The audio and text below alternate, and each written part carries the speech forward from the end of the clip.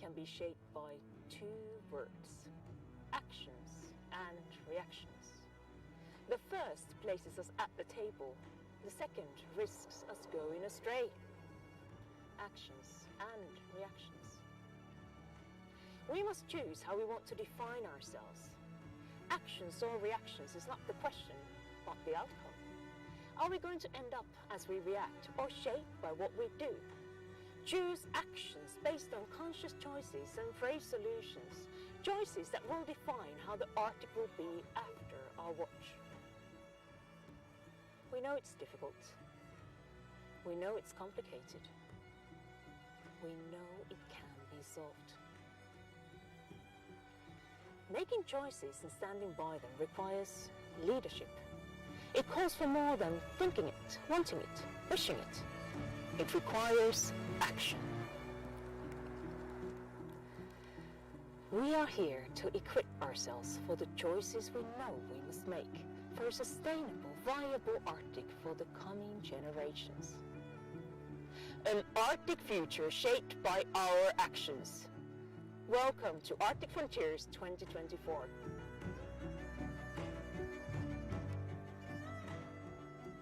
Kjære deltakere, kjære gjester, velkommen til Tromsø, hjertet av Arktis. Vi i Troms fylkeskommune er stolt av å være vertskapsfylke for denne viktige konferansen. Vi skal la oss inspirere, vi skal dele kunnskap, og vi skal prøve å finne bærekraftige løsninger. Verden påvirker oss her i nord. Om det er konflikter, klimakriser, uro eller folkevandringer. Men det er kun sammen vi kan finne felles løsninger. La oss snakke med hverandre, la oss dele med hverandre, og la oss finne felles løsninger. Lykke til med konferanse. Velkommen til Tromsø.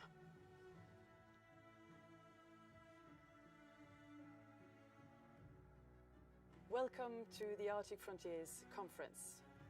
Since the start in 2007, Arctic Frontiers has brought together key voices of science, policy, business and local Arctic communities, with the aim to transform knowledge into impactful actions that help shape the future of the Arctic region. Today, more than ever, the importance of holistic discussions grounded in credible knowledge cannot be overstated.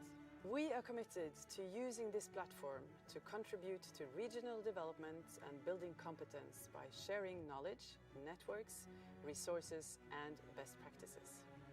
We are gathered in Tromsø in the spirit of collaboration, exploration and innovation to make a lasting impact of the sustainable development in the Arctic region. Thank you for joining us in this endeavor. Velkommen til Tromsø, den arktiske hovedstaden. Her bryr vi oss om de viktigste spørsmålene. Det er klimaendringen, det er geopolitikk og ikke minst det gode liv. Vi har kompetanse og kunnskap til å møte fremtiden, så ønsker jeg dere skal være med på laget og hele uka bruke Tromsø med de mulighetene som finnes her. Ha en fantastisk konferanse.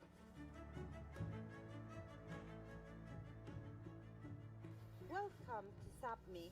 At Arctic Frontiers, we meet to discuss possibilities and challenges of the Arctic, and we do that with a warm heart gazing towards the future.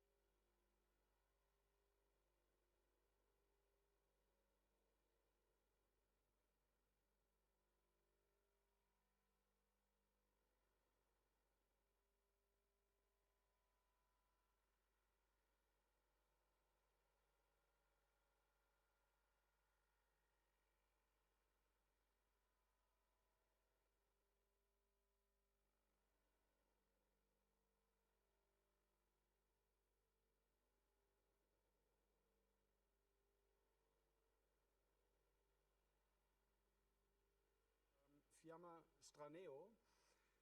Fiamma is co-director of the Polar Center and professor of Oceans and Climate at the Scripps Institution of Oceanology at the University of California, San Diego. She is a highly awarded and renowned expert in polar oceanography and glacial change, and has studied extensively the interaction of the Greenland ice sheet with the North Atlantic and the Arctic Ocean.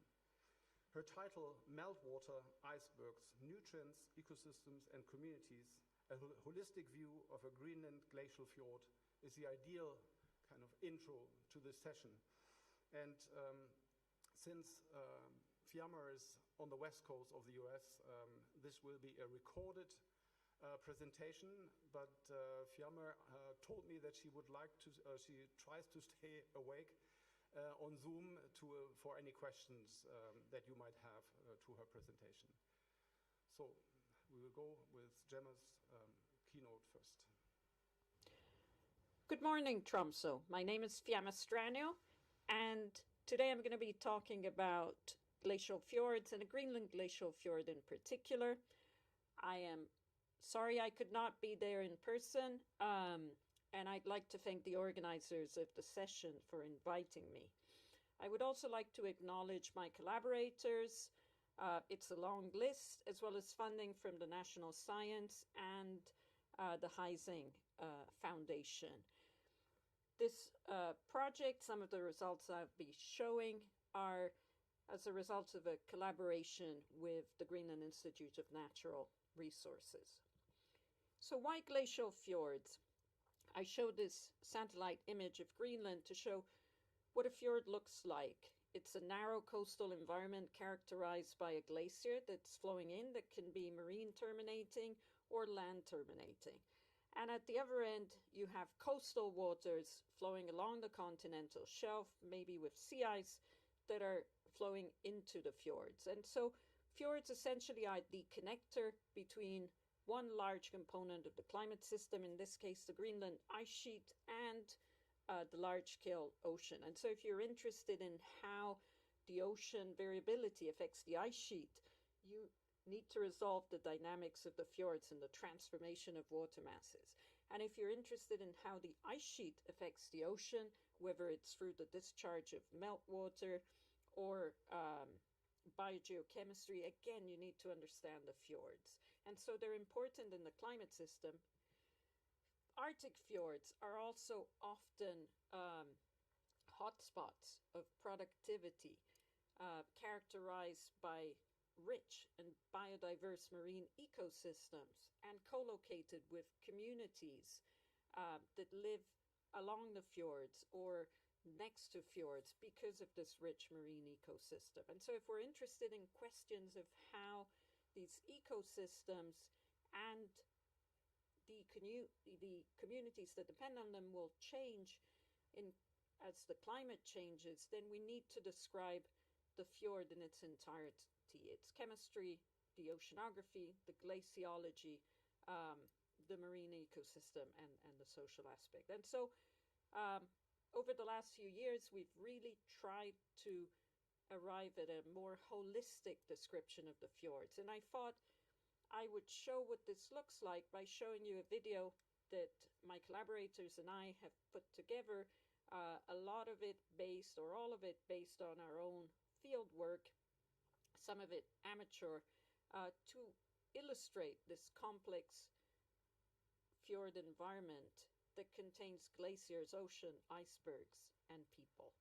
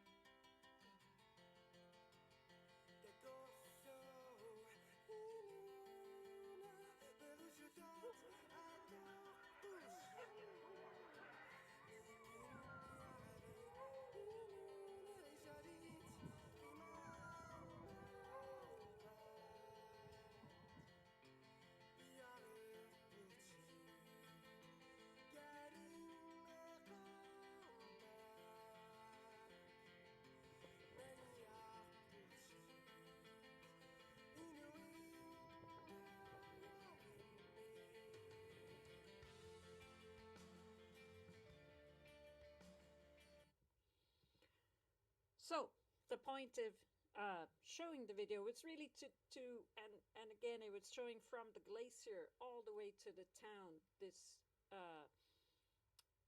trying to get at this holistic description of the glacial fjord environment. And so what I'm going to do now, I'm going to zoom into one major glacial fjord, the same one that was shown in the video. I'm going to show you how we've measured and observed its properties and its circulation, and how these are really dictated by the glaciers and the continental shelf circulation at either end of the fjords. We're going to use this understanding of the circulation to explain the bulk of the biogeochemical cycling through the system, and I'll also show some preliminary results from a marine ecosystem sampling and examples of our engagement with the local community.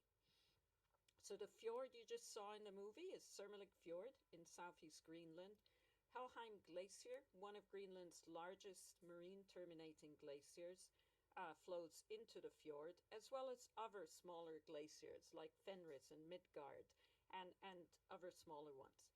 There are two main towns on the fjord. Tilerilak, less than 100 people, and Tsilak, about 2,000 people. I've been visiting Sermelik since 2008 on a variety of projects and with a variety of vessels shown here. For the most part, the measurements consist of hydrographic, meaning a CTD and water sampling system to sample the fjord's properties, as well as moored measurements that give us information for when we are not there, which is really only in summer. So let's start with the oceanographic characteristics of Sermelik Fjord. The map on the left shows the temperature of the ocean at around 200 meters from an ocean reanalysis. And on the ice sheet, you're seeing a measure of the ice velocity. And the squares are some of the largest glaciers. And so Sermelik, which is in the red circle, is in southeast Greenland, where you have a confluence of warm, salty Atlantic waters, the black lines, and cold, fresh Arctic waters, the blue line. If we zoom in, the fjord is located right next to a deep trough, the Amasilik Trough, which essentially joins the sort of fjord deep waters with the continental slope waters.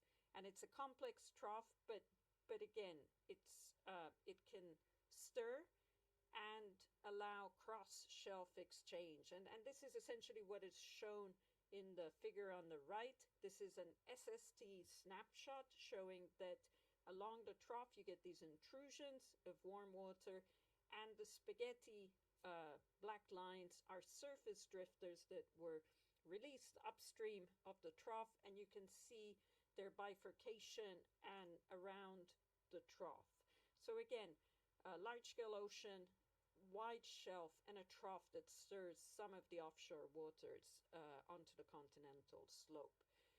So if we measure the circulation outside of the fjord, we have one branch of the current system, the East Greenland coastal current, and what I'm showing you in the free panels is a composite of the velocity, temperature, and salinity of this current measured just outside the fjord, so it's a surface intensified current. And you're layering Arctic waters, the polar waters, cold and fresh, and below it you have Atlantic waters circulating. So perhaps not surprisingly, if we look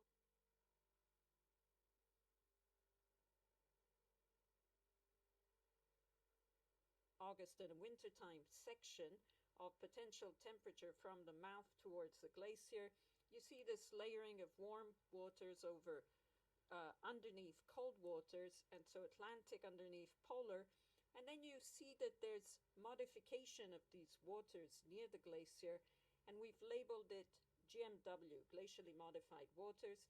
These are transformed Atlantic and polar water mass mixtures that contain glacial meltwater. And so they've both entrained the meltwater through mixing, but they've also provided some of the heat needed to melt the ice. And you can look at them in temperature and salinity space in summer left and in winter right. And if you look at the difference between ambient, red, the properties outside the fjord, and glacier, you'll see that the glacier is modifying these water masses, hence the glacially modified waters. We've measured the circulation in Surmullic with moored instruments, acoustic Doppler current profilers, and here I'm just showing you one realization, which is a wintertime sampling of the along fjord velocity at two different locations, mid-fjord and towards the head, and you see a lot of alternating blue and red. This is along fjord velocity, red is towards the glacier and blue is away. And so the fjord is doing a lot of inflow, outflow, alternating, and also alternating in depth. These fluctuations are associated with temperature variability shown in the lower two panels. And if we average the circulation, we get a clear pattern in summer that I'll return to, inflow at depth, outflow to subsurface. But in winter, it's very difficult to obtain a statistically significant circulation. You can see the standard deviation is on the order of the observed flow, and you still get a sense of some overturning, but there is a net exchange flow even in winter. This wintertime variability is associated with low pressure systems, such as the ones on the left, so storms across the North Atlantic, as well as katabatic wind events often associated with low pressure that blow down fjord. In summer, the circulation is dominated by the glacial discharge, and so in particular, there is a large surface melt that occurs over the surface, over the ice above sea level of Helheim Glacier. This meltwater is carried by the glacier's hydrologic system to its bed and discharge as a turbulent freshwater plume that rises in train and ambient glacial water, like the figure, the schematic on the left. At times, this plume emerges at the surface, like the figure showed, and like you saw in the video, with this big muddy plume emerging right at the edge of Helheim.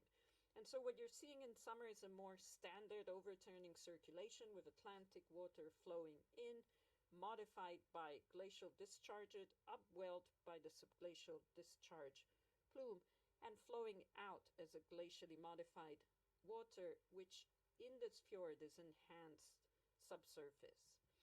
So we can use noble gases to look at the different fractional composition with these different water masses. So Atlantic water, polar water, and two kinds of meltwater. Subglacial discharge, which is meltwater that formed above the surface, and submarine melt, which includes icebergs and glaciers. And these are fjord and shelf sections with percentages derived from noble gas measurements, and so different noble gas fingerprints. And you can see that the submarine meltwater and the subglacial discharge are present in fractions that are below 5%, just a few percent, and only in the top 200 meters, but they're definitely not at the surface. And that the bulk of the fjord is comprised of Atlantic water, which flows in mostly unmodified at depth and is then upwelled largely by the subglacial discharge plume as well as the iceberg melt. And there's relatively little polar water in the fjord. We can use models. This is a numerical modeling study to look at the different role of the wind-driven circulation versus the glacier-driven circulation, or the shelf-driven circulation versus the glacier. This is what the blue and the red show, force with realistic wind forcing, and the red is without the glacier, and the blue is with the glacier. And you can see they only differ in summer when you have this plume-driven circulation, and it's associated with the purple line on the bottom, which is the subglacial discharge.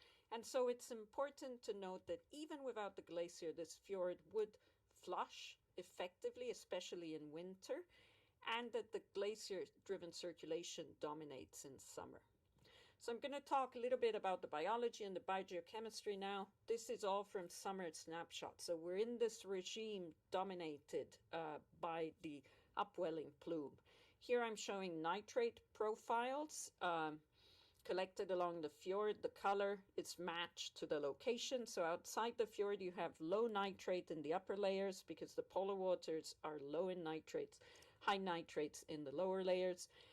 In the Atlantic waters and in the fjord, you can see that the nitrate concentrations are much larger in the upper layer due to this upwelling of Atlantic nutrient-enriched waters. This is a complicated figure, but you can do the same with silicate and phosphates, and they show the same patterns. In other words, upwelling of macronutrients by the plume. If we look at the distribution of chlorophyll maxima, here we highlighted different regions in the fjord, and you see that the fjord has this relatively shallow, large chlorophyll maximum while we were there in August of last year, but it's very heterogeneous, and in particular you can see the cyan, a shallow chlorophyll maximum compared to the green or the blue in different parts of the fjord. So we have a different fjord environments in part because of the different arms and different glaciers. BongoNet samples collected from the continental shelf across the shelf into the fjord. Here's a gradation in color as well as composition. And so again, we have these very different ecosystem composition, including different within the fjord that we've sampled, and this is work underway, but again, a very heterogeneous fjord environment. And so I'm going to wrap it up here. The point really is to show that the glacial fjord community ecosystem is rich and complex, and we really need a holistic approach to study it. And with this holistic approach comes the need to work as an inclusive, open, diverse, scientific, and local indigenous expert communities that can really inform the knowledge of these systems. And so here are just some images from our cruises of crew members as well as a teacher in Tilarilac and some of the work we've been doing. And we've been doing some work with the community. Here is a rendition of the holistic fjord by an artist in Nuuk, Maria Back-Kreutzmann, as well as a project with school children in Tilarilac in which we've deployed their artwork on the icebergs. And I'm going to end here, and hopefully I'm still awake and ready to take questions. Thank you.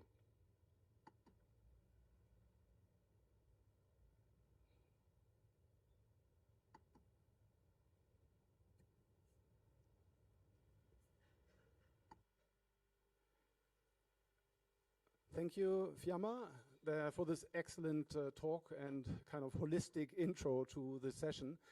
Fiamma is actually online. There you are. Fantastic.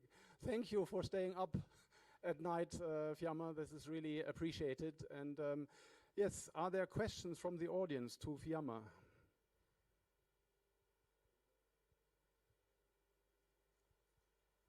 If not, I have a question. Fiamma, I was wondering, you also, what I really like that you also included the local communities in your talk, and I was wondering, are there already experienced changes because of the glacial changes to their daily lives in terms of fishing or other hunting activities? So are they already directly impacted by this change? So anything I know at this point is anecdotal from conversations with community members. But I think the biggest changes they're experiencing is reduction in sea ice, which makes it very difficult to travel over in the sea ice covered fjords and go hunting and fishing in winter. So this is when we ask them what's changing is one of the most evident things, and then many others. But we haven't conducted any sort of survey of the community. Thank you. And I actually have another question regarding the glacial modified water, this upwelling that is driven by the subglacial discharge at these tidewater glaciers. What would be your guess would be the impact on summer productivity in these fjords if these glaciers were to retreat to land? So I'm going to mention it, but then also defer to Lawrence Meyer, who's written a number of articles. The general idea is as the glacier becomes shallower, that the upwelling plume will be reduced and eventually disappear as the glacier retreats on land. And so you become more like a river, an estuarine system with fresh water coming in at the top, and you don't have the ability to access the deep nutrients that are coming in the intermediate or deeper Atlantic waters. Thank you. Any other questions by now? Oh, yeah.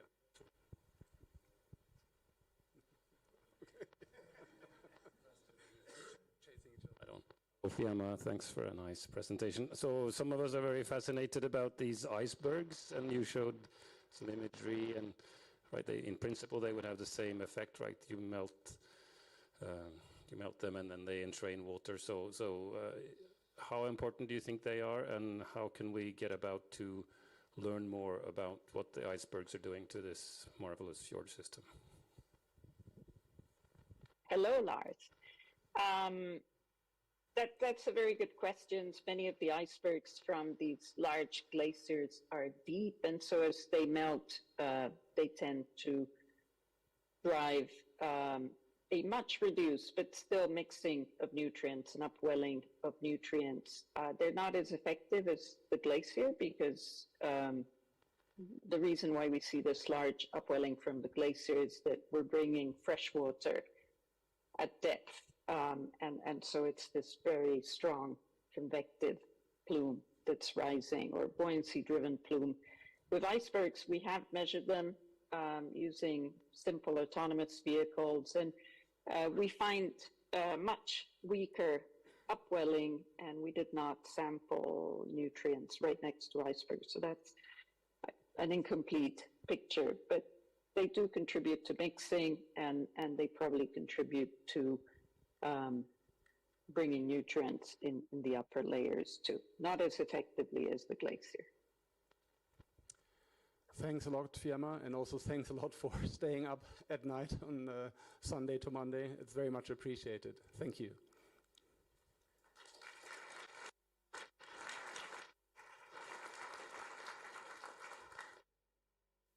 I give the word to the next speaker, Agnes Weiner.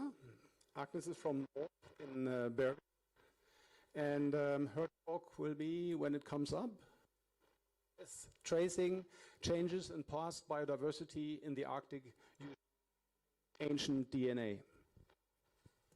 Yes, is it on? Yeah. Thank you very much. I'm Agnes from North and the Bjerknes Center in Bergen, and today I would just like to give a brief overview of how we are using ancient DNA to reconstruct past biodiversity in the Arctic. The background of our work is really quite straightforward. We all know that the environmental conditions in whatever ecosystem are tightly interlinked with biodiversity. We also know that the environmental conditions in the Arctic are rapidly changing. We see increasing temperatures, decreasing sea ice cover, a retreat of glaciers, associated changes in hydrography, and on top of everything else, direct anthropogenic pressures. Now, what we don't know very well yet is how these changes are going to impact marine biodiversity. Maybe for some of the larger organisms, like these polar bears down here, we already have a bit of a better understanding. But once it comes down to the smaller organisms, like marine microbes in general or plankton, we understand a lot less of how sensitive they are to these changes and how they will be impacted. Now, one way to learn how sensitive organisms are to environmental change is to use paleoarchives and look in the past over very long time scales of how organisms responded to changes in the past, and then to use this knowledge to get a better understanding of how they may be impacted in the future. And so far, paleoarchives were pretty much limited to the fossil record of only very few lineages that actually do have a fossil record. But now, since a few years, we have a new key to past biodiversity, and that's sedimentary ancient DNA. Sedimentary ancient DNA is basically environmental DNA from whatever organism that has lived in the marine ecosystem at any point in time. The DNA of these organisms at some point sinks down to the seafloor, where it then gets preserved in the sediment. Now, if we go out and collect sediment cores, then we can extract this DNA again from the sediment layers and can use it as a proxy to reconstruct past biodiversity. At the same time, we can use traditional paleoecological proxies, such as isotopes, for example, to also reconstruct past environmental conditions. And if we then bring the two together, so the environmental conditions of the past and the biodiversity of the past, we can get a good understanding of how past environmental changes have impacted past biodiversity. And today I would like to show one project where we are currently developing this method for the high Arctic. And the project is called NEEDED, Nordic Sea Sedimentary Ancient DNA. It's a collaborative project between NORSE and IOPAN in Poland. And within the framework of this project, we have been studying a site that is located, you can see the green star on the coast of northern Svalbard at the mouth of the Hinlopen Strait. This site has been covered by an ice sheet during the last glacial maximum. Then the ice broke up, and throughout the Holocene, it was characterized by fairly stable conditions. It is within the marginal ice zone, and the site is impacted by a varying influence of Atlantic versus Arctic water. But overall, the Holocene has been quite stable. We recovered two different cores from this site, one 5-meter-long gravity core that dates from 10,000 years before present to approximately 500 years before present, and a half-meter-long multi-core that covers the last 1,000 years and nicely also preserves the modern times. Just very briefly, two examples for reconstructions of environmental conditions from the long gravity core. The temperature reconstruction and sea ice reconstruction. Basically, it just confirms what has been shown for this site before, that the Holocene was very stable. Overall, we see maybe a slight tendency to decreasing temperatures and increasing sea ice cover over the Holocene, but the variability is really quite small. So overall, we can say that not really much has happened there. We were then curious how this is reflected in the biodiversity, and therefore we extracted the ancient DNA, as you can see here on the right side picture. And here are the results for the ancient DNA analysis. On the left graph, this is the alpha diversity. So this basically just shows how diverse each sample is.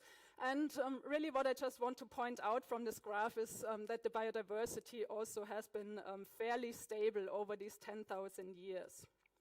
On the right-hand side, that's the relative abundance of different taxonomic groups. And I also here, I don't have time to go into detail. I just want to point out, and I think it's pretty clear just by looking at this graph, it's also been quite stable. So overall, we can say that the biodiversity at this site over the last 10,000 years has been pretty stable. The communities were mostly dominated by microalgae, such as diatoms and dinoflagellates. But we also find traces of like soft-bodied organisms such as worms and jellyfish, and that's really the strength of this method now, that we do also see organisms that usually don't leave like a traditional fossil record. Now if we look at the beta diversity of within these samples, which basically just compares how similar the samples are to each other, we can see down here on the left corner that some of the samples stand out a bit and are quite different to the rest. And that's these samples up here, so the topmost samples within the gravity core, that's approximately the last few centuries. So as I said before, the gravity core unfortunately did not preserve very well the modern times. So then we went to the shorter multi-core to have a look what may have happened there in the topmost samples. And again, we have the same plots, alpha diversity on the left. We see at the bottom, around like 1,000 years to 700 years before present, still the stability that we have been seeing over the last 10,000 years. And when we get into the more modern times, we see that the alpha diversity is a lot more variable. On the right-hand side in the taxonomy plot, again, the relative abundance of taxonomic groups, we see a striking change at approximately 700 years before present, where the communities change quite substantially in composition. The communities before, as I said, were dominated by microalgae, and after this change we see a dominance by heterotrophic organisms, so organisms that live on and feed on other organisms. All in all, it's more than 3,000 taxa that show differential abundance either before or after this change, so it is quite a substantial change in community composition. We are currently in the process of trying to interpret what this change may mean.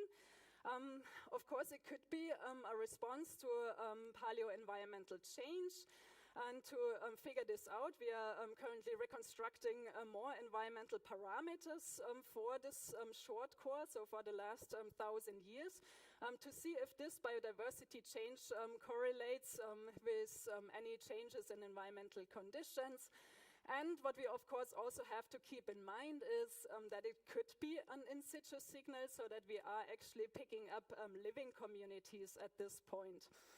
However, there are methods now to verify if your DNA is ancient, and this is also something that we are currently establishing in the lab to see that if we are actually working with ancient DNA or not. But in this regard, I also want to point out that this change is occurring at a depth in the core of 30 centimeters. And for some organisms like foraminifera that I've been working with, I think we know they may be living up to like 10 centimeters, but not much further down. But still, we are trying to analyze this option as well, of course. And with this, I have to wrap up. And the point that I wanted to make here is that sedimentary ancient DNA is a new, but I think very promising tool to reconstruct past biodiversity over long timescales. In our case here, northern Svalbard, of course, we had the Holocene. Not really much happened, but we see that the biodiversity corresponds to the environmental conditions by not changing much, until we then see this sudden change in community composition approximately 700 years before present. And with this, I would like to thank my colleagues at North and IUPAN and the Björknes Center, a variety of different funding sources. And yes, thank you for your attention.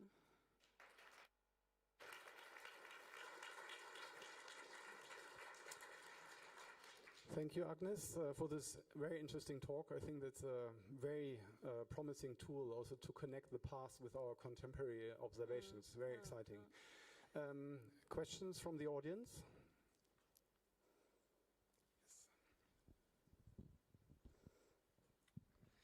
Thank you for a very interesting talk. I was wondering if you could say a little bit more about the method to verify whether DNA is ancient, because I saw in one of the pictures you showed all the protective gear that I guess is to avoid contamination of this very fragile, probably small quantity of ancient DNA. Yeah, exactly. So this is really the first step we are doing to try to not contaminate in the first place. So to take the core, to store it away as rapidly as possible, and then open it in our dedicated ancient DNA lab with full protective gear. However, there's also other methods. So the DNA degrades over time. So the bases in the nucleotides change. And there are now statistic methods to measure these changes. So it's still sort of in the developmental phase, so we have to see how this really works. But yes, you can do that as well. But being as careful as possible is the first step. There was another question. Hello, my name is Bo Anderson from the Fram Center. When you say 700 years ago, that is the end of the medieval warm period at the beginning of Little Ice Age. Do you see any clear connection of the change connected to that change in climate? It's a bit our suspicion, so we still have to get the reconstructions for the multicore. We don't really have that yet, but I was a bit expecting that I would then also see a shift back. So what we see is we see a change in community composition, but it never changes back. So that's why I'm still a bit skeptic what it could be, but yes, we were thinking of Little Ice Age as well. I'm Håkon Hopp from Norwegian Polar Institute. Very interesting. What about bioturbators? The ones that dig up the bottom, and they obviously do that in the upper part, and then they disappear by depth. How does that potentially affect the pattern you see? Yeah, that is of course a problem, and so we have to be very selective which core we use and really assess the core once it's opened if there are signs for bioturbation or not. So we try to select good cores to avoid that, but yes, that could of course also be a problem. Yes, thank you. And our next speaker will be Sunye Basador from UAT, the Arctic University of Tromsø. And Sunye will talk about fjord type characterizes zooplankton productivity and carbon sequestration. Thank you, Sunye. Yes, thanks, Philip. That's what I'm going to talk about. And the study was done together with Janne Søreide at UNIS and Malin Dase and a lot of other student collaborators and collaborators at IOPAL as well. Our motivation for this was that we know, and that was mentioned already earlier today as well, that the differences in the fjords are showing differences in primary production. And we also know that Calanus copperpods are important carbon sequestrators in the North Atlantic. And based on those two backgrounds, our motivation was really to see how much those Calanus can carbon sequestrate in the different fjord systems and if there are differences between the different fjords. So we looked at 9 fjords in total. We also looked at Hornsund, but the data are not ready, so it's not on this list. And we were on a cruise in the end of the productive season in September 2022. And our fjords are characterized by differences in glaciers, if they have a marine terminating glacier or not, differences in the sill depth, and differences in the type of water that we find at the bottom. So our Arctic fjords, down on the left, they are identified based on the salinity, basically in the deeper layers. So we have, for example, Billefjorden, which is also seasonally ice-covered, but that has Atlantic-type water at the bottom now. So we didn't identify that as an Arctic fjord in this study. But more can be done in identifying which fjord belongs to which system. But in each of those fjords, we sampled by multinet for vertical stratified layers and looked at the lipid content based on the image analysis there of copepods and also at the taxonomy. And then we also sampled several profiles with a laser optical plankton counter. So that's a plankton counter that measures particles in the size between approximately 300 micrometer to 3 millimeter, and has been previously calibrated for colorness. And based on those, we also constructed the biovolume spectra to look at growth patterns or accumulation. So biovolume spectra are basically shaped by interactions between the pelagic ecosystems, and that means that we also can infer some rates from these spectra. For example, growth is known to press spectra to the right. And our spectra are all characterized from each fjord by a relatively high intercept, really indicating that they are relatively productive fjord systems. But then what we see in some of the fjords more pronounced than the others is that there is a strong deviation from this theoretically -1 slope. And that is in the range of major overwintering colonus species, so the stages C4 and C5. And that can really indicate that there is no much biomass transfer to hydrotrophic levels and more stalled at this size range, and that also indicates that there can be lipid accumulation in the copepods. Yes. So we compared the slope of all these spectra, and the shallowest slope was found in the fjords that we had characterized by as Arctic fjords here. Isfjorden was a bit of an outlier there, so that also actually had at the very bottom Arctic water. So that comes back to that we do have to do a little more detailed analysis of the oceanography in those fjords as well. But the general pattern is that the Arctic fjords had the shallow slope, whereas the other ones were also below -1. And interestingly, we didn't see the same change in Billefjorden neither, so it doesn't seem to be related to seasonal ice cover.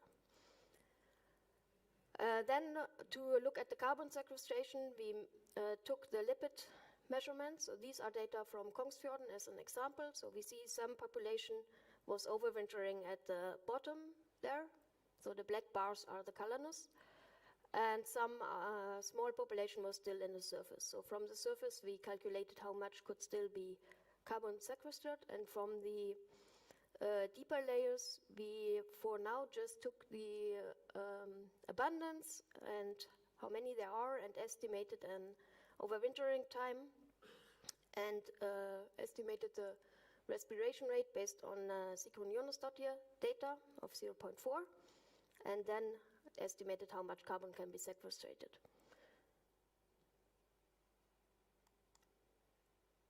So our main result was that also in those Arctic fjords we saw the highest carbon sequestration.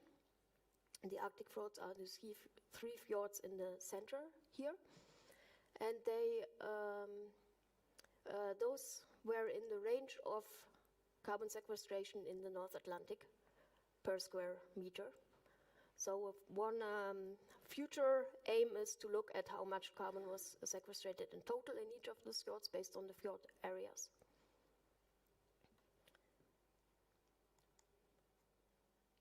And in conclusion, I'm going maybe a little bit fast, but in conclusion, there was a deviation of -1 in all the fjords, and we had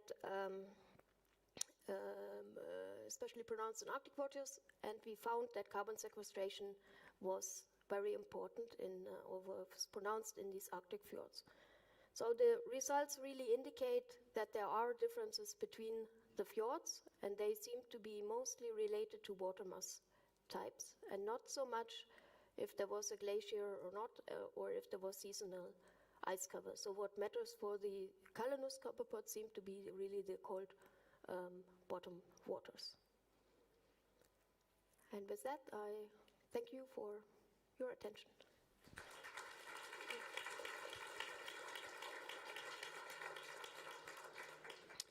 Thank you, Sunja. We have time for questions.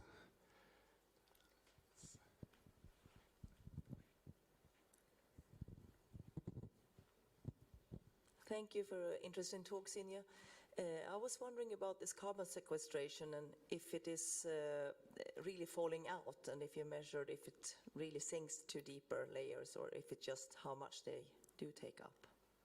Very good question. No, we don't have any sediment measurements or any sinking rates in this study. So we just estimated how much potentially can be sequestrated there. Yeah. So this was done on a kind of teaching cruise. So it's a little bit data that are somewhat not all things that should be collected are maybe collected. But, yeah. More questions? If not, then I'll give the word to Laura.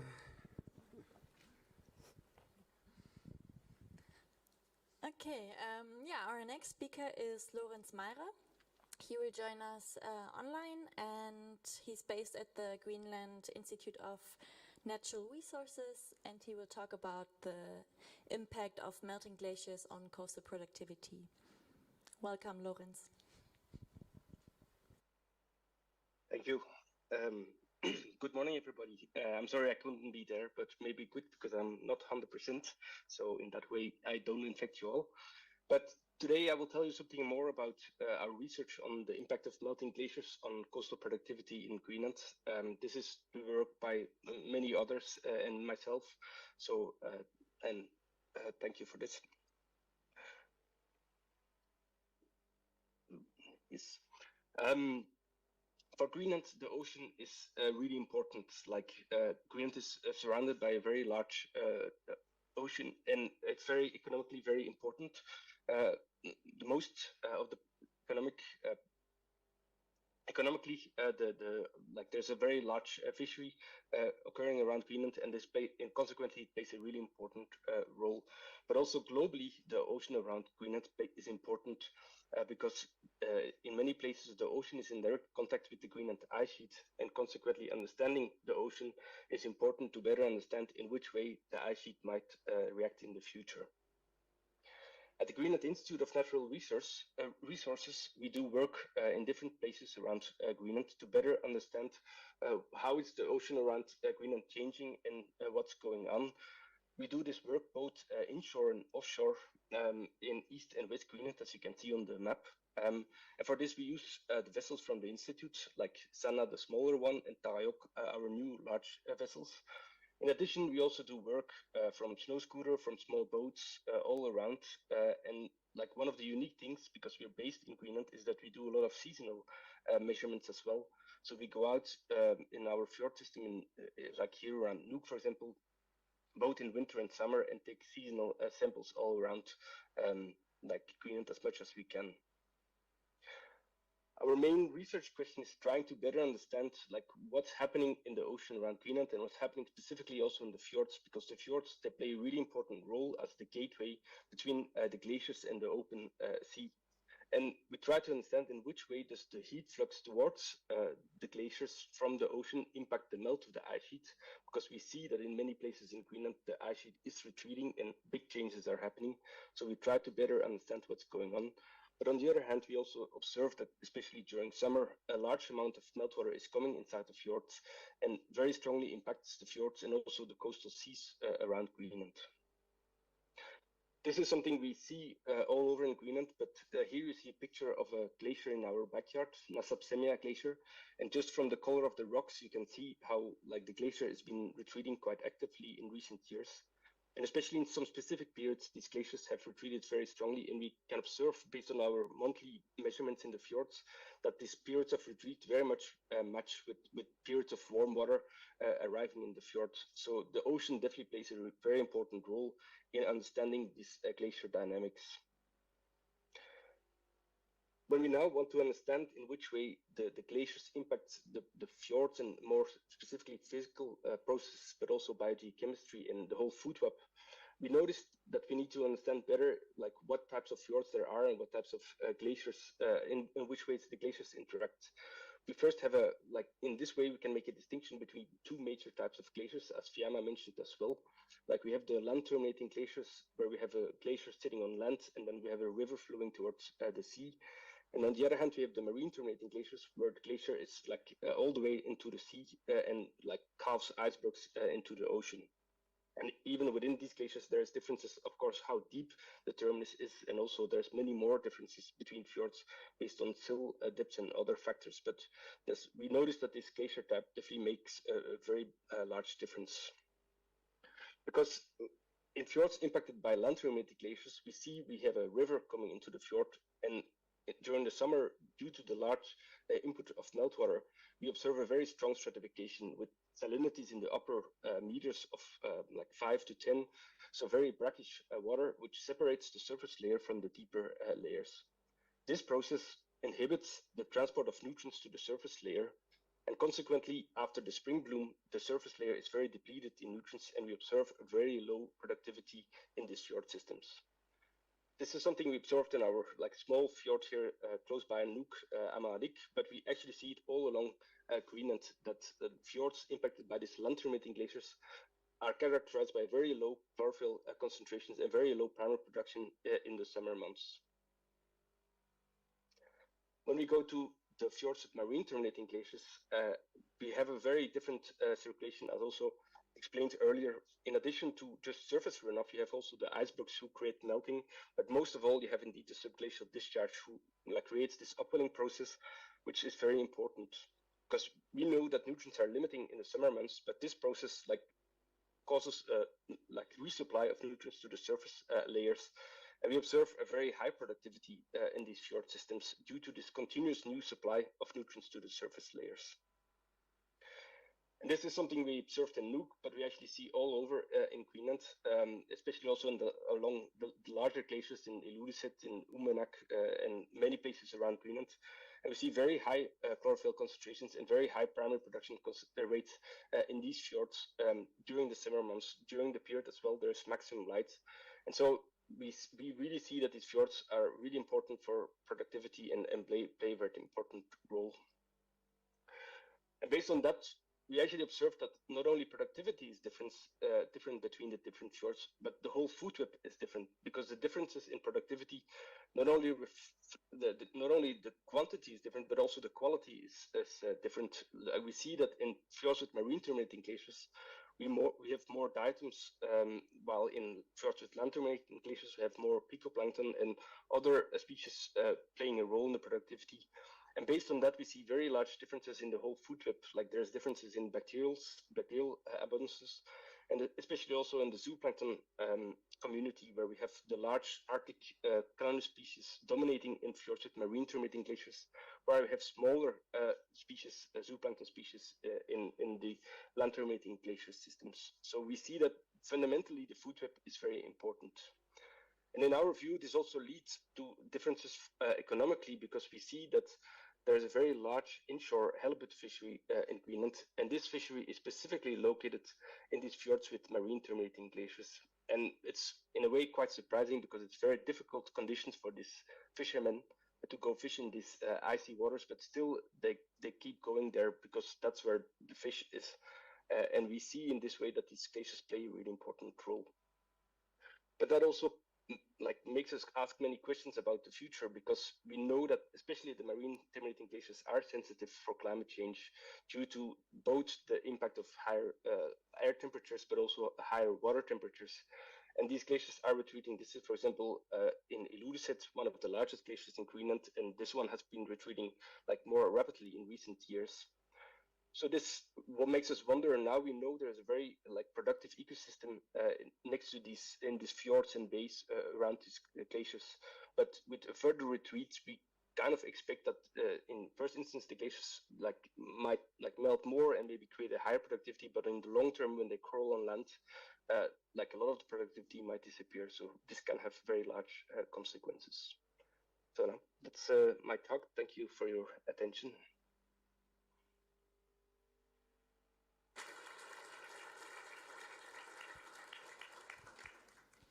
Yeah, thanks a lot, Lorenz. Are there any questions? Thank you very much, Lorenz. Been great talk.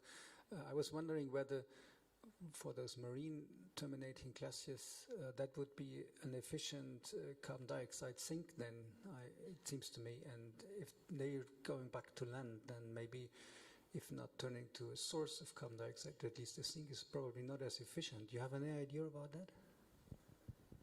Yes, we think that's indeed the case, but that's something we're actually trying to look at in a new project we have running. But like, there's definitely always some productivity in fjords with land terminating glaciers, so there's still a sink over there.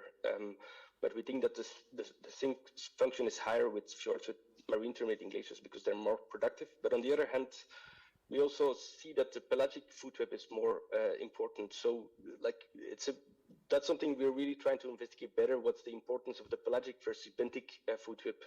And like, some of the first results were quite surprising that actually benthic rates were lower in fjords with marine terminating glaciers.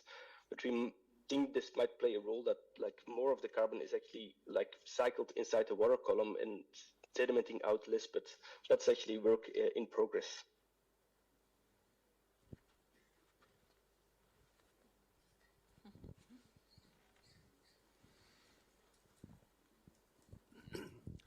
Salvador Aquaniva. Thanks for interesting talk. You were asking about what will be the future. Maybe you can find the future if you go to the fjords in northern Norway and actually western coast of Norway. These fjords are pretty similar to many of the Greenland fjords, and most of them, they have, in a way, finished this development from glaciers ending in the fjord to river input. And there you have this estuarine circulation, and many of these fjords are very productive as of today. So there's also a difference between this benthic and this pelagic production. Do you have any thoughts about these things?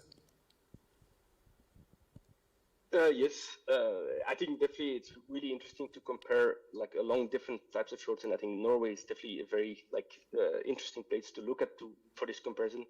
The only thing which is important as well is to consider is climate and some also the boundary conditions. Like the Greenland fjords have quite different boundary conditions than the Norwegian fjords. And in that way, there's very large differences between the fjord systems. What we try to look a bit at, or are trying to look at, is between like South Greenland and North Greenland. But even there's very large differences in boundary conditions. But I think we're at this point just starting to get a better seasonal data from different fjords, and I think this is the first step in trying to intercompare fjords. And I think in Norwegian fjords you have this data, but in Greenland fjords we're only scratching the surface. So but I definitely think that Norwegian fjords might provide a insight on what will happen, and I agree that it's not necessarily because glaciers disappear that the fjord will become really unproductive, because we also know that other factors play a role, like tidal mixing, and that processes will always be there. But we do see that independent of these other processes, that these marine terminating glaciers play a really important role.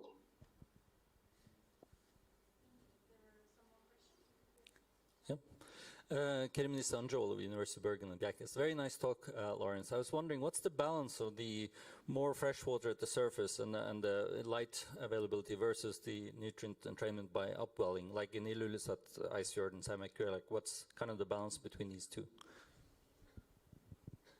Good question. It is indeed a balance. That's all I can say. Due to the input of fresh water, you often have indeed the glacial sediment coming with. And this, of course, both for land and marine terminating glaciers, actually. But for land terminating glaciers, it's all the meltwater comes in the surface. And due to this, of course, the surface layer is very turbid, and the light is really, the light climate inside the fjord is quite bad. But we also see that a lot of the sediment sinks out quite fast. But that depends also, of course, on circulation. It's this balance between light, which stratification, so freshwater input, and nutrient dynamics, who determines in a way indeed the productivity. And like for land terminating glaciers, this is clearly the worst, because there we have very low light, very strong stratification, and very little nutrient flux. While like this is also the case for marine terminating glaciers, but mostly the light climb is still good enough, and the nutrient flux is high enough that you have like the high production. But yes, it's definitely something to consider as well. Okay, thank you so much, Lorenz. We'll move on to the next speaker now. And that is Olaf Bengtsen from the Norwegian Polar Institute. And he will talk about the marine diets of anadromous Arctic char and pink salmon in glacier fjords and open coastlines in Svalbard, Norway. Please welcome Olaf. Thank you very much for the introduction. I would also like to acknowledge my co-authors, Kit Kovacs and Christian Lydesen from the Polar Institute, and Guttorm Christensen from Aquaplan-Lina, and Jan-Marcin Wachowski from IOPAN. So with no further ado, get to the fun stuff, talk about diet of salmonids in Svalbard. First, some basics about these two species. The Arctic char is a salmonid which is native to Svalbard. And it is an heteroparous species, which means that it can breed several times during its lifetime. And it has a relatively complex life history, with some populations being landlocked, spending their whole lives in freshwater systems, and can adapt different dietary strategies and take on different morphs, either grow large and be cannibalistic, or stay relatively small and eat mostly insects and zooplankton. While for some populations in lakes that are connected to the sea, the part of the population can become anadromous, meaning that they migrate to the sea for part of the year to feed and grow large before returning in the fall and spawn in lakes. While the pink salmon is a salmonid which is native to the Pacific, but is now, and it's alien to the Svalbard ecosystem, but is now occurring in relatively large numbers due to the fact that they were purposely introduced to rivers in the Russian Arctic and has since then migrated towards the North Atlantic region. And they, in contrast to the char, is semiparous, which means that they only spawn once during its lifetime and die shortly after. And hence it has a 2-year life cycle where eggs hatch in early spring and larvae migrate shortly after, and then they spend a year at sea feeding and growing large, and then return and spawn in rivers. So our study was conducted between 2015 and 2018 during the summers, and we collected fish coastally with shore set gill nets from 6 different areas in Svalbard, and then looked at the stomach contents to see what they've been eaten.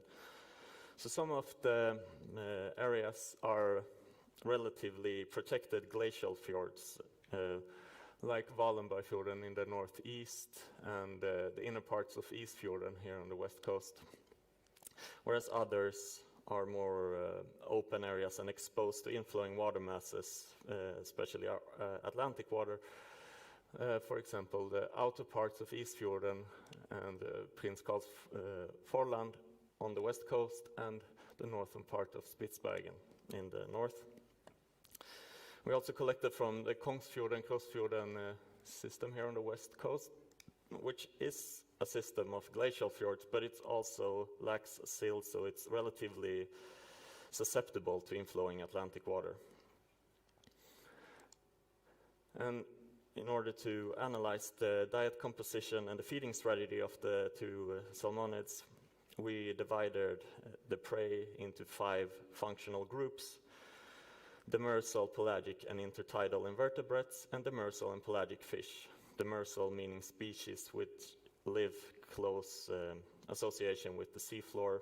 Pelagic are species which live freely in in the water column, and intertidal are species that live in the tidal zone close to the shore. So what these plots show is the percentage of individuals which had consumed a given prey group on the x-axis, and the proportion in terms of biomass that was made up by a given prey group on the y-axis.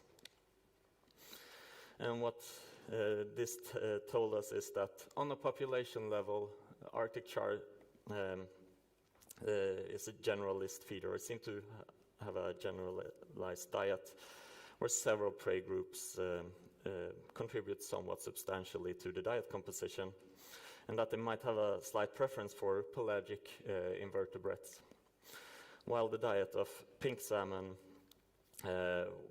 was mostly specialized on intertidal invertebrates.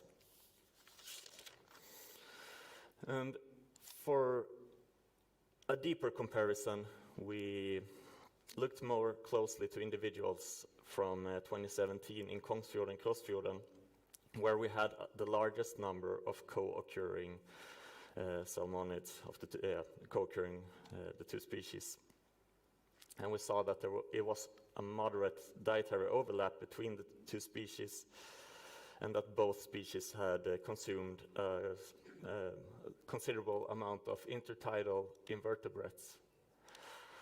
But we also saw that the diet of the Arctic char was dominated by pelagic fish, while the diet of the pink salmon, in addition to being dominated by intertidal invertebrates, also had a substantial amount of demersal fish. And further, more than half of the stomachs of the pink salmon were empty, and all of the pink salmon had fully developed gonads, which is an indication that they almost certainly are preparing to spawn, so they're preparing to migrate upriver.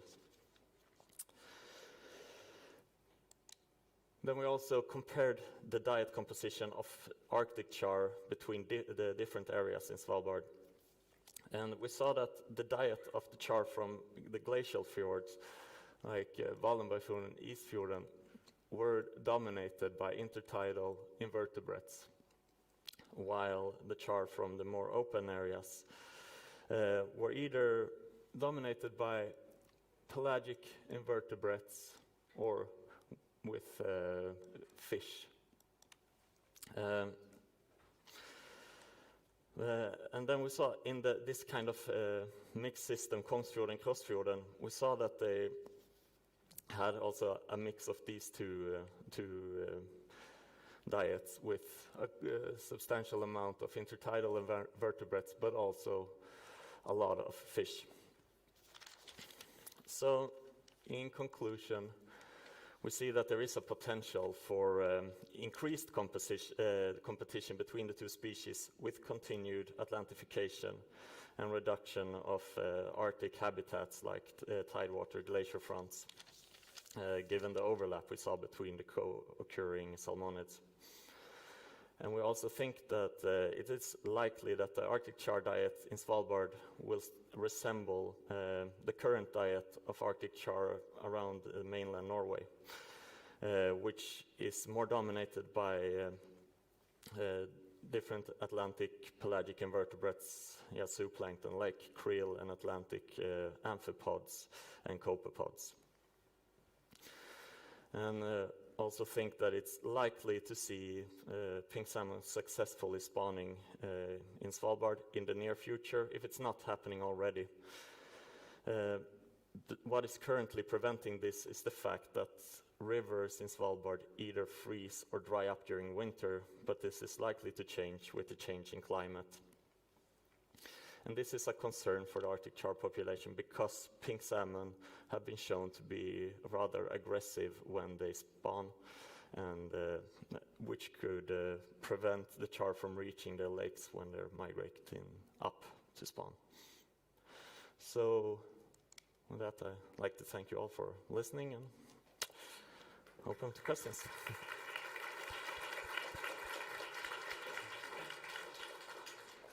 Yeah, thank you so much for an interesting talk. Are there any questions?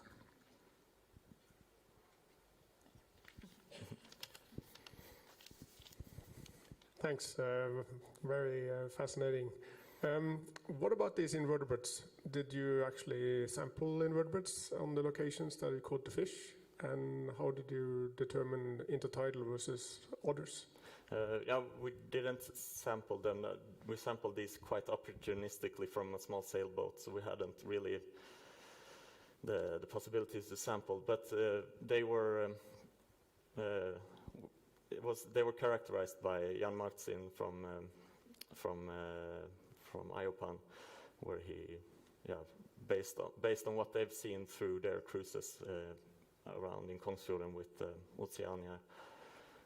And what they've seen in a lot of the intertidal, a lot of Onissimus littoralis and Gammarus setosus, for example. Any other questions?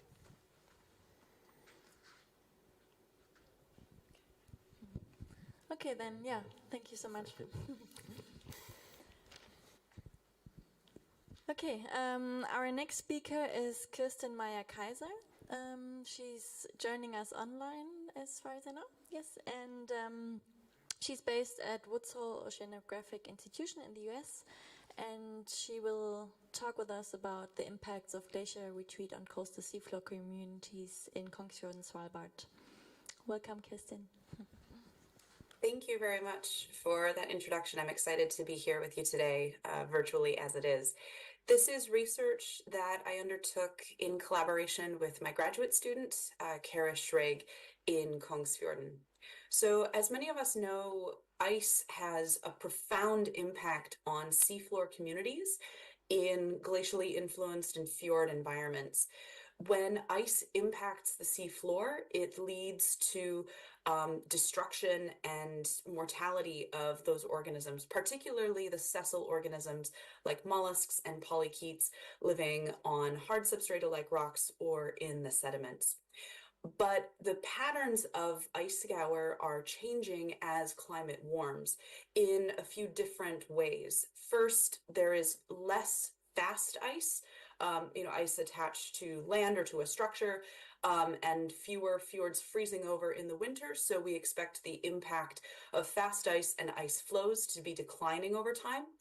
On the other hand, as glaciers retreat and there's increased iceberg calving for marine terminating glaciers, the probability of iceberg grounding is increasing over time in glacially influenced fjord environments.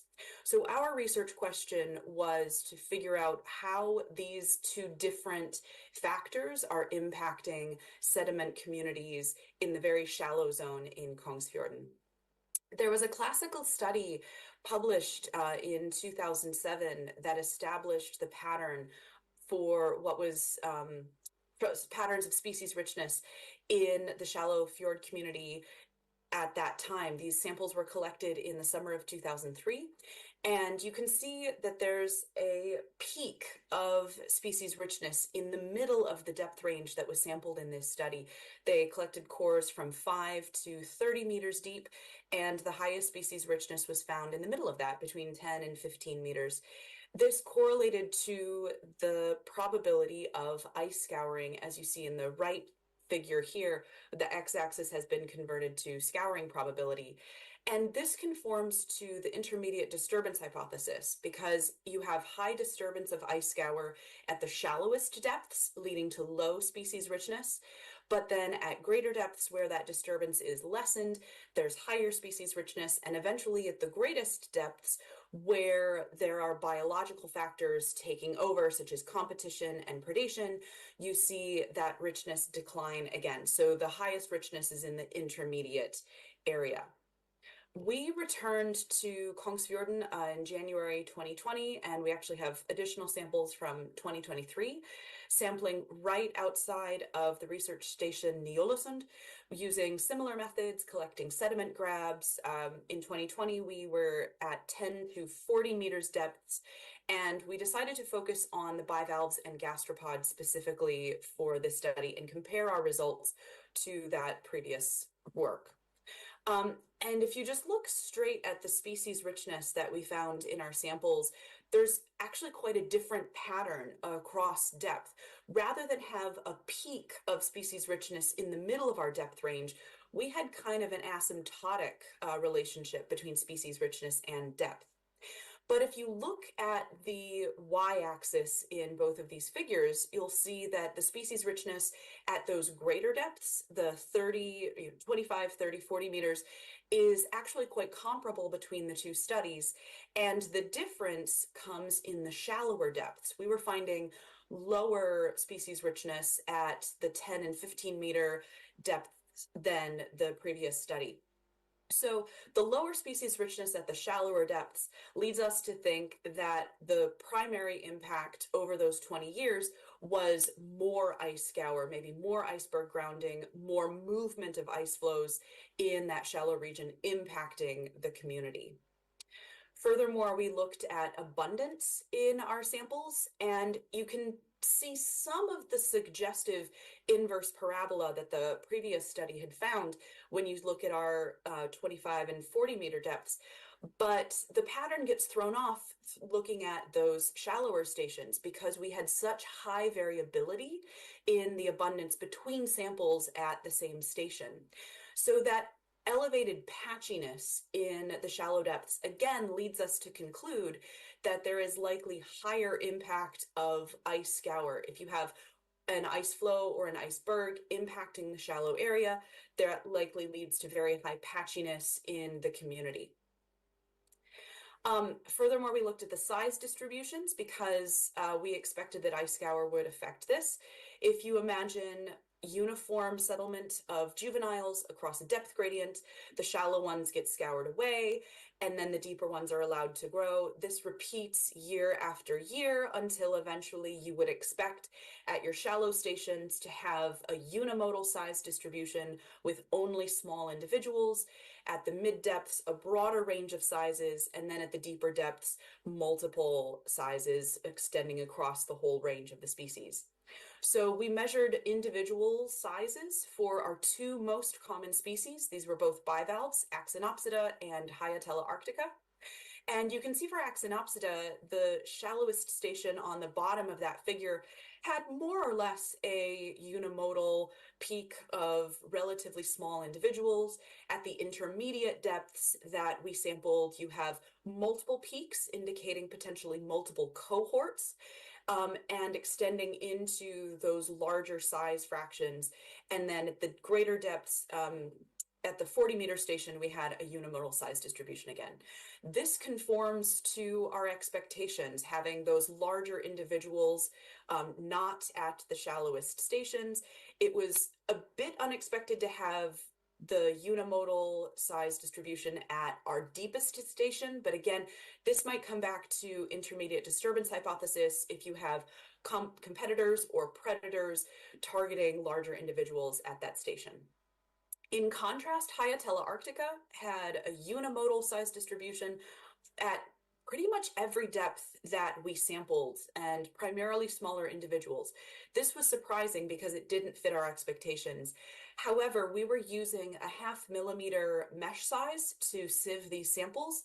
And if you put a line representing that size on the graph, you'll notice that all of our Hyatella specimens were very close to that mesh size.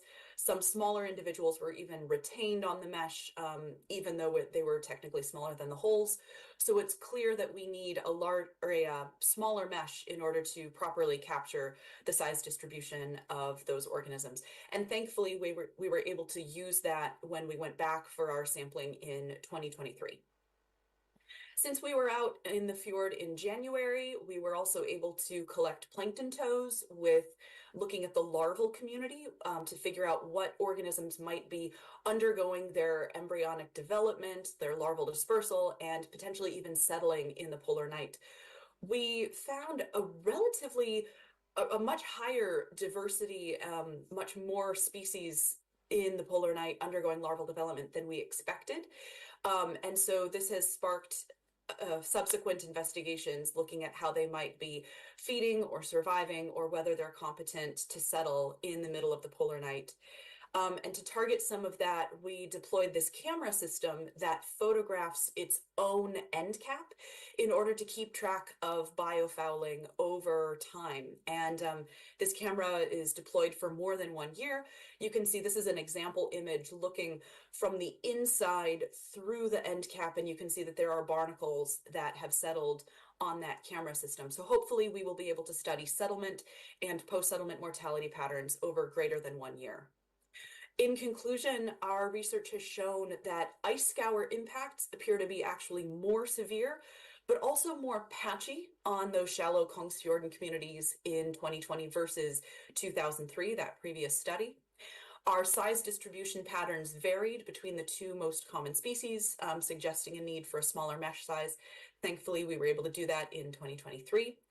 And we are just beginning to understand the full year and full life cycle dynamics of benthic marine invertebrates in the high Arctic. With that, I am happy to take any questions. Thank you very much.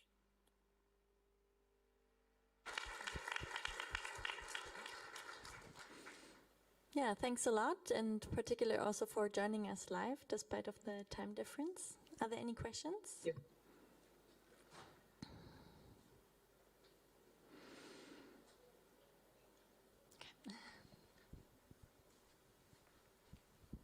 Hi, James Lee, University of Liverpool. Was a really interesting talk.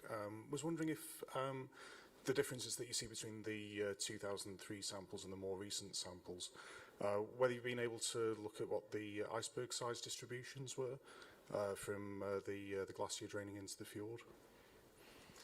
That is not something that we did as part of this study, but I'm very open to collaboration, or if anyone has data on that, it would be fantastic to be able to incorporate that in a more tangible way. Okay. Yeah, thank you so much. Unfortunately, we need to move on already. But thanks a lot. Okay, our next speaker is Luisa Düsseldorf. She's based at the Alfred Wegener Institute of Polar and Ocean Research and at the University of Bremen in Germany. And her talk will be about novel molecular assessment of marine macroalgae from 2 Arctic fjords, revealing a high proportion of cryptic biodiversity. Yeah, welcome. Thank you so much.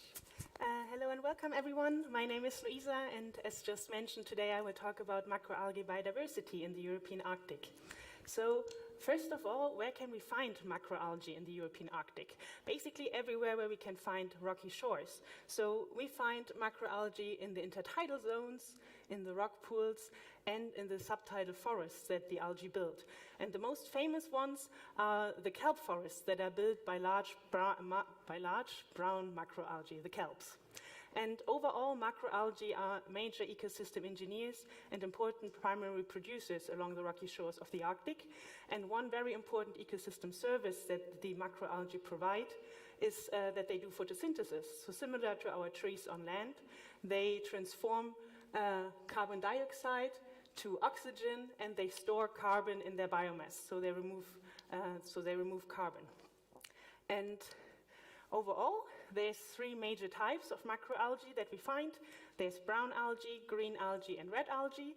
And as you can already see on this slide, macroalgae can come in all different sizes and all different shapes. And overall, right now, we know about 10,000 species overall of macroalgae worldwide, but there's many more to be discovered, and this is basically what this talk today is about. But how do we assess biodiversity for macroalgae, but also for any other group of organisms? So in traditional taxonomy, we base biodiversity assessments completely on looks. So we look at our specimen that we find in the field, and then we consult a taxonomic guidebook, which is called the taxonomic key, where the species are described according to their habitus. And this is how we used to identify our species. But nowadays, we have modern taxonomy, so we can use genetics to identify the species that we find in the field.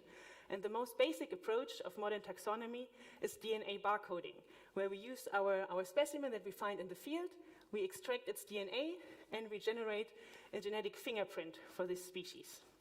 And a more advanced approach is also what we heard about earlier today. It's a bit similar. This is called metabarcoding. So we take an environmental sample, water or sediment, and then, in theory, all the species that live in the sampling area have left DNA traces in this water or sediment sample. And then, via metabarcoding, we extract all the different DNA traces that these species left, and we get a lot of many shorter fingerprints of all our species in the field. And in the ideal case, all these three steps are connected. So we have our species, we know what it looks like, we know its genetic fingerprint, and then we can trace it in our environmental sample. But things are not always that easy, and especially not in the world of macroalgae. So already in traditional taxonomy, macroalgae identification is quite difficult because macroalgae can be very plastic. So sometimes we have individuals that look very similar, but they're actually genetically different species. And on the other hand, sometimes we find individuals that look quite different, but they are genetically the same species. But also in modern taxonomy, even genetics are sometimes very difficult for algae, because algae have quite a complicated evolutionary history. So to generate a fingerprint for your macroalgae is sometimes not that easy, because it needs a lot of try and error with different protocols. And so overall, the sequencing success for macroalgae is quite low. And macroalgae are genetically a very understudied group of organisms, and there are many more species to be discovered. And today, I want to tell you a bit more about hidden biodiversity in Arctic green algae specifically. So I study macroalgae biodiversity in two Arctic fjords, which are Kongsfjorden on Svalbard, which is a fjord which is surrounded by many glaciers, tidewater, and land-terminating glaciers, and is still covered by some sea ice. But this fjord is experiencing quite a lot of change in the recent decades, so it's a changing Arctic fjord experiencing substantial glacial melt and sea ice loss. And on the other hand, I have Porsanger Fjorden as my comparison fjord, which is in northern Norway, close to the North Cape. And this is a fjord which already has quite some more temperate temperatures. And so you can see that the macroalgae communities already look quite different. And in the past, all the biodiversity assessments of macroalgae in both fjords were done according to traditional taxonomy, so based on looks. And so we were the first ones to generate genetically verified species lists for these two Arctic fjords in the European Arctic. And so how do we do that? So we go to the field and we sample all the different kinds of macroalgae that we can find. We go to the intertidal zone along the beaches, or we go snorkeling and diving and collect all the different species in little Ziploc bags, and then we extract the DNA and get the fingerprint. And this is basically what modern taxonomy looks like.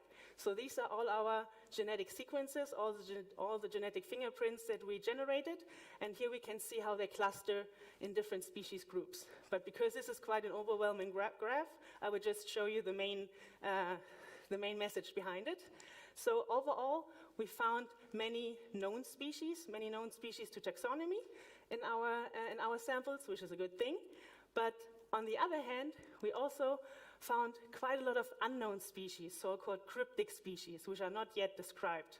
And what is very interesting here is that we find some species, most of those species we find in Kongsfjorden on Svalbard. And the ones which are specifically interesting are the ones highlighted in bold. These are species that have never ever been documented before, and we were the first ones to collect them and to get the fingerprint and to document those, which is very, very interesting. And then we also went along the fjord axis of both fjords, and we collected water samples for DNA metabarcoding to get the DNA traces of all the species that live in the area. And overall, the genetic biodiversity assessment of this metabarcoding samples looks quite similar to what I showed you before from the barcoding. And also here, we find some known species that we find in either one fjord or the other, or in both fjords. But similar to before, we also find a lot of those cryptic unknown species. And again, most of them we find in our higher Arctic fjord, in Kongsfjorden. And we even found one of our very new species in our water samples, which was a really nice success. But then we also find quite a lot of things in our water samples where we don't really know what they are. It's a big unknown. We know that they are green algae because they cluster between all our other green algae sequences, but no one has ever collected them, and we ourselves didn't collect them in the field and sequence them. So this shows us that specifically in Kongsfjorden, there's still a lot of biodiversity to be discovered. And to wrap up my talk, I just want to tell you that, to our knowledge, this was the very first genetic biodiversity assessment done in the European Arctic, and that we basically could see that in both fjords, in Kongsfjorden and in Porsangerfjorden, we found many, many new species, specifically more in Kongsfjorden, and that there's a lot of biodiversity still to be discovered, and that according to our theory or our hypothesis, we would predict if climate change continues as it does at the moment, that sooner or later the macroalgae flora of Kongsfjorden will transform to the macroalgae flora that we nowadays find in northern Norway. But to really do proper monitoring in the future, we would advise to combine ground truthing, so to go to the field, collect your specimen, look what is there, and then take environmental samples to see what else is there to be discovered and to really identify your species. And with this modern monitoring initiatives, we could really reliably estimate biodiversity in our habitats of interest and detect species range shifts, which is really important at the moment to detect the changes that are happening in the Arctic. And with this, I would like to thank you all for your attention today. I want to thank all my collaborators that helped me with all this work and collecting the samples. And now I'm very happy to take some questions. And yeah, thank you so much.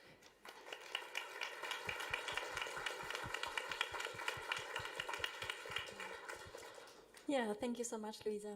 Yeah, any questions?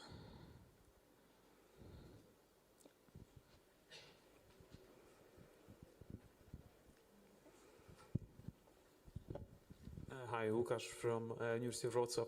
I wonder, have you attributed the changes in the biodiversity for different bedrock geology? In Svalbard, you expect more metasedimentary or sedimentary rocks, whereas in Norway, this would be more granitic rocks. Do they affect like nutrients delivery to the coastal or to the intertidal? Yeah, you mean like if, depending on the rock substrate that we have, if we find different species? Yeah. Yes. So we didn't look at this correlation yet, but of course this is something to look at in the future. So far we just focused on to find out what is generally growing in these two fjords because we didn't know before. So, but this is a very important aspect that you mentioned, that it really depends on the substrate, which species can grow sometimes. So.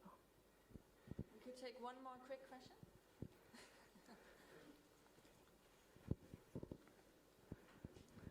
Well, it's very interesting you found all the species in Kongsfjorden. Can they be observed?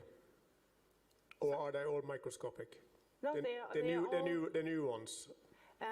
So they are all the specimens that we collected are visible by eyesight. So I have herbarium sheets for all of them and photos, and so they are visible by eye. So they were just overlooked previously by surveys. Yeah, so because they're really hard to identify because they are so plastic, and especially the green ones.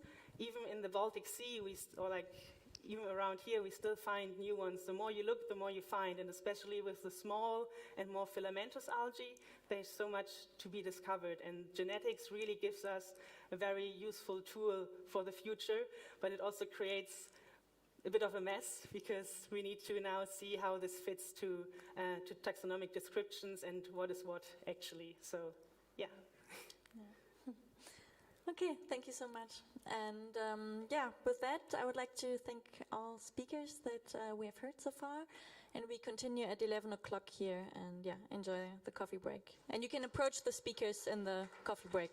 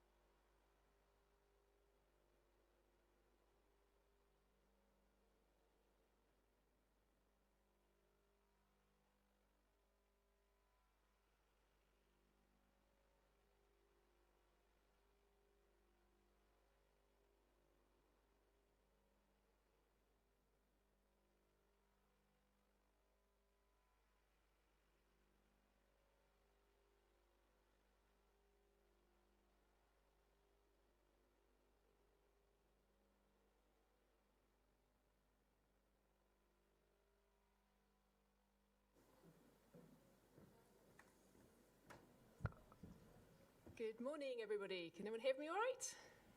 Great. Welcome to the second part of our session. I'm Gemma Wadham from UiT, the Arctic University of Norway. Thanks very much to Philip and Laura for doing such a great job of convening the last session. I hope we do such as good a job as you have. In the last session, we talked very much about sort of physical changes in fjords and a lot about biology and the importance of fjords as a habitat. Where we're moving in this session is looking at sort of glacier change and some of the really quite complex and interesting chemical changes which are happening in fjords, from nutrient transfer, but also toxicity. I'm going to be chairing this session with Håkon Hopp, who I saw a minute ago. There he is, he's still there. And we've got about 7 talks. It's a bumper session. And then, so we're going to have 7 talks, and then at the end of the session, we're going to invite those of you who've got posters later today to come to the stage. I think there should be about 8 of you.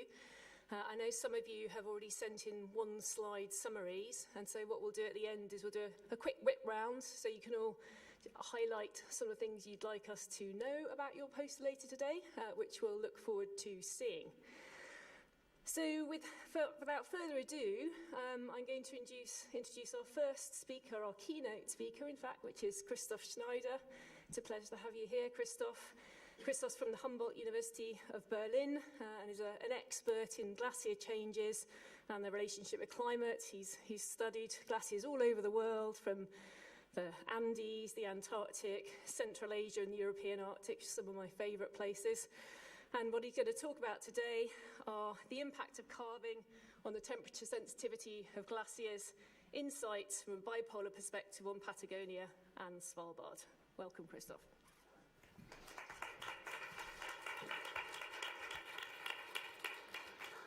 Thanks a lot for the introduction.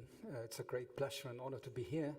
I gladly made it into Tromsø just before the airport closed down this morning, so happy to be here and happy to be surviving the storm anyways. I'd like to take you on a little journey towards Patagonia to distract you from the Arctic for a while, but I'll put that into perspective with glaciers on Svalbard, which I have been studying over 6 years with projects on Nordøstlandet. But today I'll take a bit of a different perspective. Let me shortly mention my co-authors, Anselm Arndt and Lukas Langhammer, Tobias Sauter from Humboldt-Universität zu Berlin, as well as myself, and then Shin Sugiyama from the Institute of Low Temperature Science, Hokkaido University in Japan, and then also Franziska Temme from the Universität Nürnberg-Erlangen in Germany. So when we've been studying glaciers in Patagonia and Tierra del Fuego, in Fireland, we've been asking ourselves a couple of times, though, what's the relative importance of front ice loss, and how could climate warming affect the climate mass balance and the front ice loss and the total mass balance, and would that be different between calving glaciers and land-terminating glaciers? There's 2 examples that I'm going to share with you today. That's the Gray Glacier, which is a large outlet glacier of the southern Patagonian inland ice sheet. And the other one is Glacier Schiaparelli, which is part of the Sarmiento Massif in the Cordillera Darwin on Tierra del Fuego. Now let's have a look at the Glacier Gray, which, as you can see, has 3 calving sections where the glacier meets the Lago Gray, the lake, that's the Brockleshire Lake that's in front. You can see a close-up here where we have time-lapse cameras looking at this section of the calving front actually.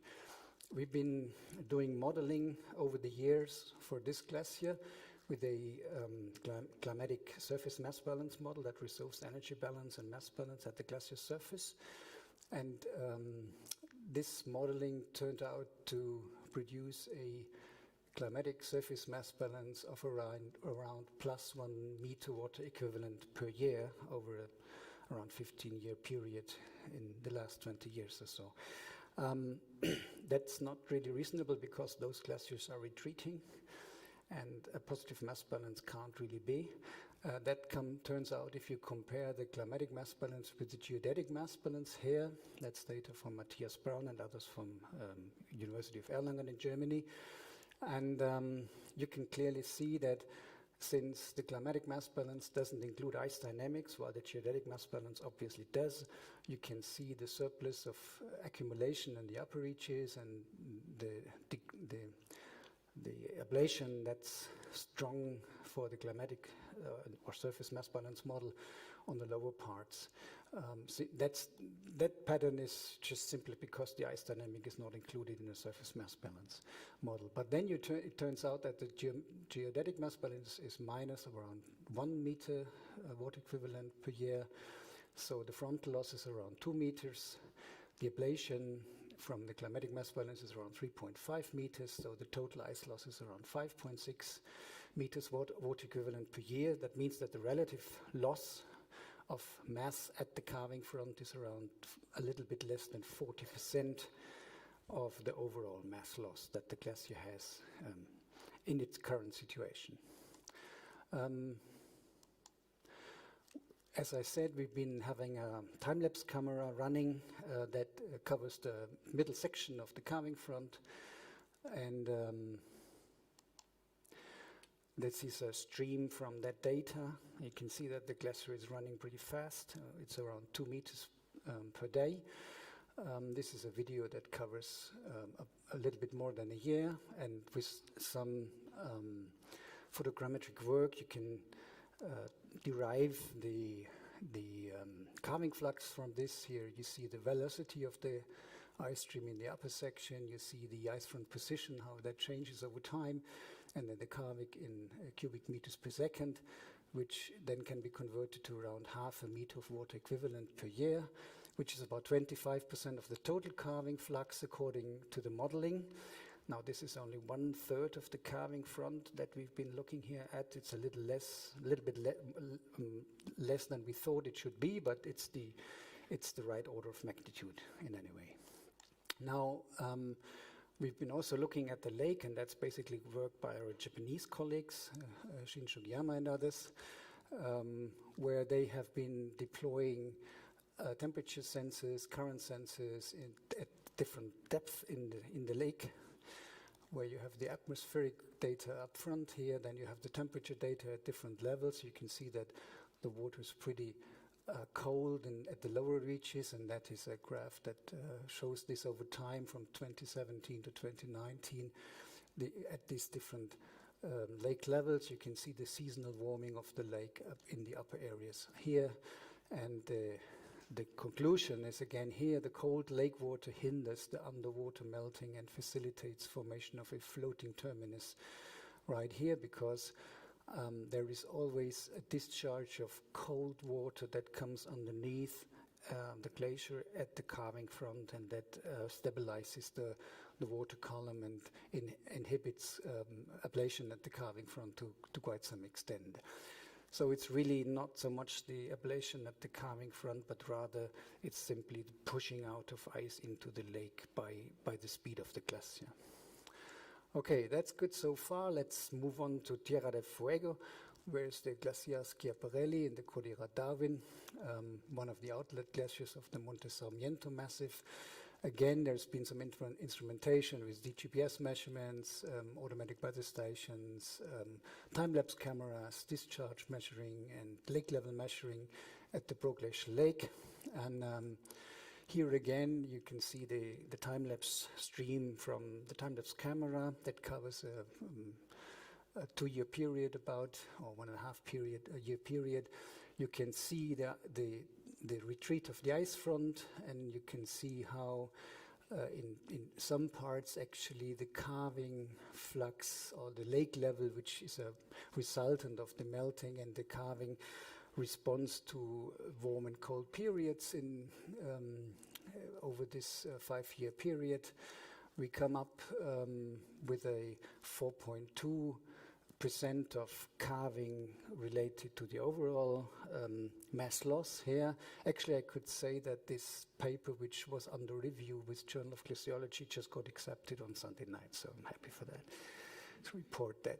So yes, the frontal ice loss using this data of the retreat of the carving front and the lake depth that has been monitored with bathymetry ends up with a 4.2% of the total mass loss, which is not not by far not as much as we've been seeing for the Glacier Gray. Again, here with the climate mass balance model, which is the COSIPA model I'll be introducing to you a little later, we can see that the total mass balance is around -1 meter water equivalent per year. The ablation in total is around 4 meter per year, or with the calving flux, it's 4.2 meters. So those 4.2% is actually not a lot. Yeah. Even though it pushes some ice into the lake. So if we look at those two glaciers and compare them, the Glacier Gray has around a 40% ice loss at the calving front compared to the overall mass loss, and then for Schiaparelli it's only 4.2%. Now if we run this climatic surface mass balance model with a 1 degree higher air temperature, then we come up with a climate sensitivity that's around 2 meters water equivalent per degree and year for Schiaparelli and 1.3 for Glacier Gray. And then if you convert that, you can see that this is 48% increase of the overall mass loss for the Schiaparelli glacier, but it's only a 23% relative increase of the mass loss for Glacier Gray. That is because Glacier Gray loses so much more of its ice mass by calving that the warming doesn't play out in such a large relative increase. So the conclusion would be that the relative mass loss per degree warming, it should be inversely related to the relative amount of calving to the overall mass loss in case such first order effects dominate. And a first order effect obviously is just simply the warming in the atmosphere. There are second order effects, that is how would, if there is more meltwater in the glacier, would that increase or decrease the speed of the ice stream? Another second order effect could be that if the atmosphere is warming, the water in the fjord or the lake could also be increasing. How would that affect the ablation at the ice front possibly? And then a third order effect, or I would call it a third order effect, is that if the glacier front retreats, it may retreat into either shallower or deeper water, which then obviously has a large impact on the amount of calving. That is something that we perceive in Patagonia very often, that glaciers hang on a sill for quite some time, but then when they retreat into deeper waters backwards, then they lose a lot of mass in a very short period of time. That's a kind of a non-linear response to climate warming, which I would consider a third order effect. So if that's the situation here in Patagonia, which we have been finding at least for those two glaciers in comparison, despite the fact that they are pretty different in size, so what would that context be the same in the Arctic then? And we did a little experiment without doing any field work there by using the COSIPA modeling scheme. That's actually the same model that we've been using for the climatic surface mass balance modeling for all those other data that I showed you. And what COSIPA does is it resolves the energy and mass balance at the surface. And this surface energy and mass balance then is coupled to a snow, fern, and ice model underneath that uses a dynamic, non-equidistant mesh, and that resolves the heat equation, subsurface melt, percolation, refreezing, densification, and so forth, and then looks at what is the amount of meltwater that should drain out at the intersection between the fern and the ice at one stage. Yes, I don't think I should go into the details of the energy balance at the surface, but it's basically the turbulent flux is latent and sensible heat flux. It's all of the radiation terms. It's the influx by warm rain on cold snow and so forth. So it considers all of that. This model has been published as COSIPA version 1.3 in Geoscientific Model Development in 2020 by Tobias Sauter and Anselm Arndt and myself. So taking the COSIPA model then to Svalbard to check whether we can obtain something similar with respect to the calving in response to climate warming. That's the boundary conditions. So we're using a period of 20 years, using the first year as spin-up. We run the model with hourly temporal resolution. Spatial resolution is approximately 500 meters. That results in 14 to something around 400 grid points each glacier, depending on the glacier size, obviously. We are using outlines from the random glacier inventory, the European reanalysis data from the atmosphere, ERA 5. The remote sensing data comes from Hugonet and others from 2021, using the Arctic DEM model. We didn't do any radiation modeling within COSIPY, but simply took the radiation terms directly from ERA 5. And then the model needs to be tuned to the specific situation. We've been using land-based glaciers where we assume that the geodetic mass balance should be the same like the climatic surface mass balance because there are no other loss terms. And then you only use the precipitation scaling for the ERA 5 data to tune the COSIPY modeling to the geodetic mass balance. We come up for the northern region with a factor of 1.1, which is pretty good. So that seems that the ERA 5 data really matches the situation for northern Spitsbergen, not so much for southern Spitsbergen, where we had to do a precipitation scaling of 2.3. But that's something that we also know from our work in high mountain Asia, that sometimes the precipitation within ERA 5 really is not reliable, or you could also say that there's other mechanisms in the COSIPY model that need to be compensated for. So the temperature lapse rate in the atmosphere are pretty normal for the Arctic, like you can see. And let's see what happens. So we're looking at a test site in southern Spitsbergen around Hansbreen, where we've been having several land-terminating glaciers and several calving glaciers. So Werenskjöldbreen, Nanbreen, Antoniabreen, Recherchebreen are those land-based ones. The other four are the calving glaciers.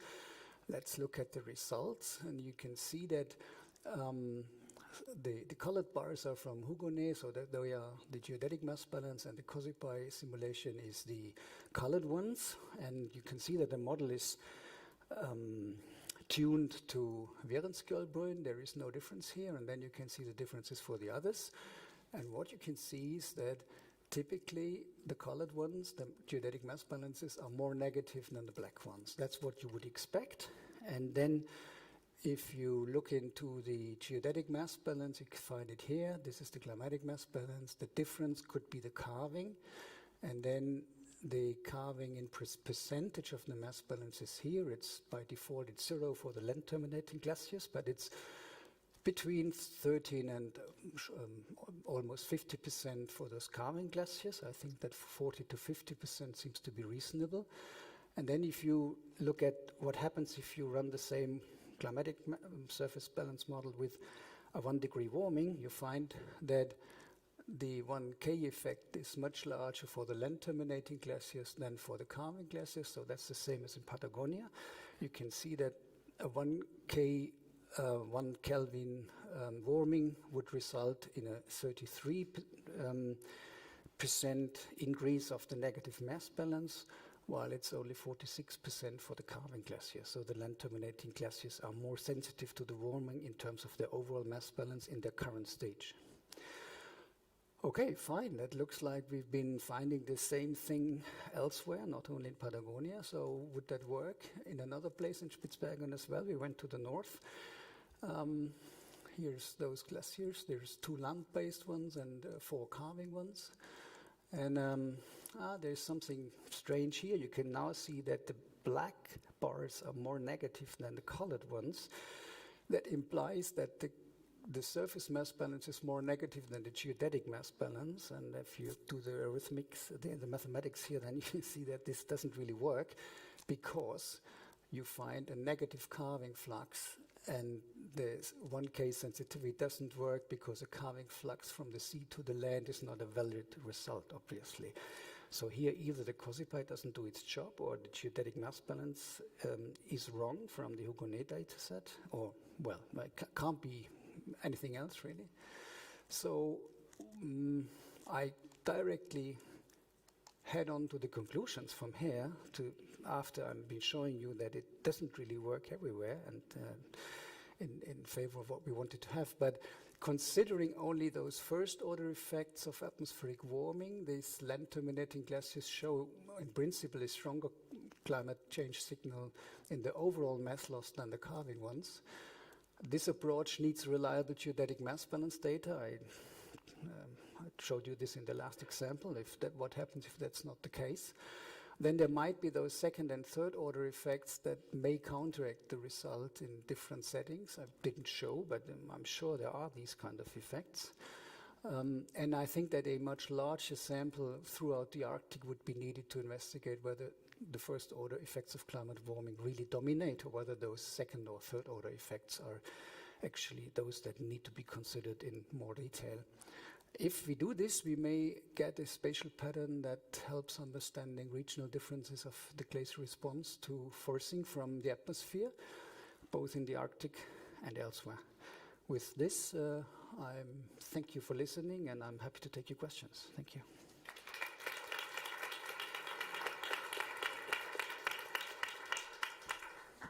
Thanks, Christoph. Has anyone got any questions?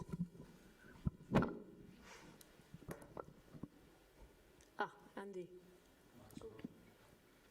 Oh, thank you. Surging, I wonder, because you've got Recherche-Brain down as a land-based, and it's currently a tidewater glacier that's surging. So I just wondered if I should mention surging and what your thoughts are on the harm of the surging cycle and its incorporation into modelling, if at all possible.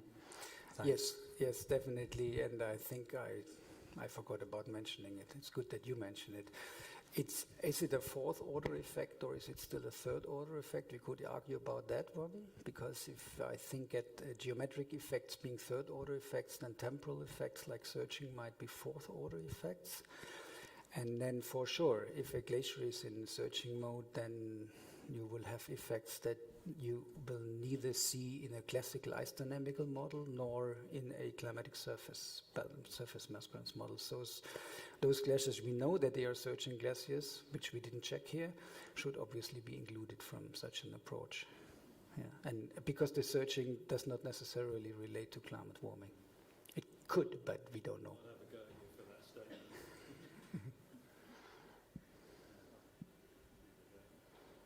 Thanks. Any more? In which case I think we might move on to keep on time. Thanks so much, Christoph. And I will now welcome Gerd Moorholt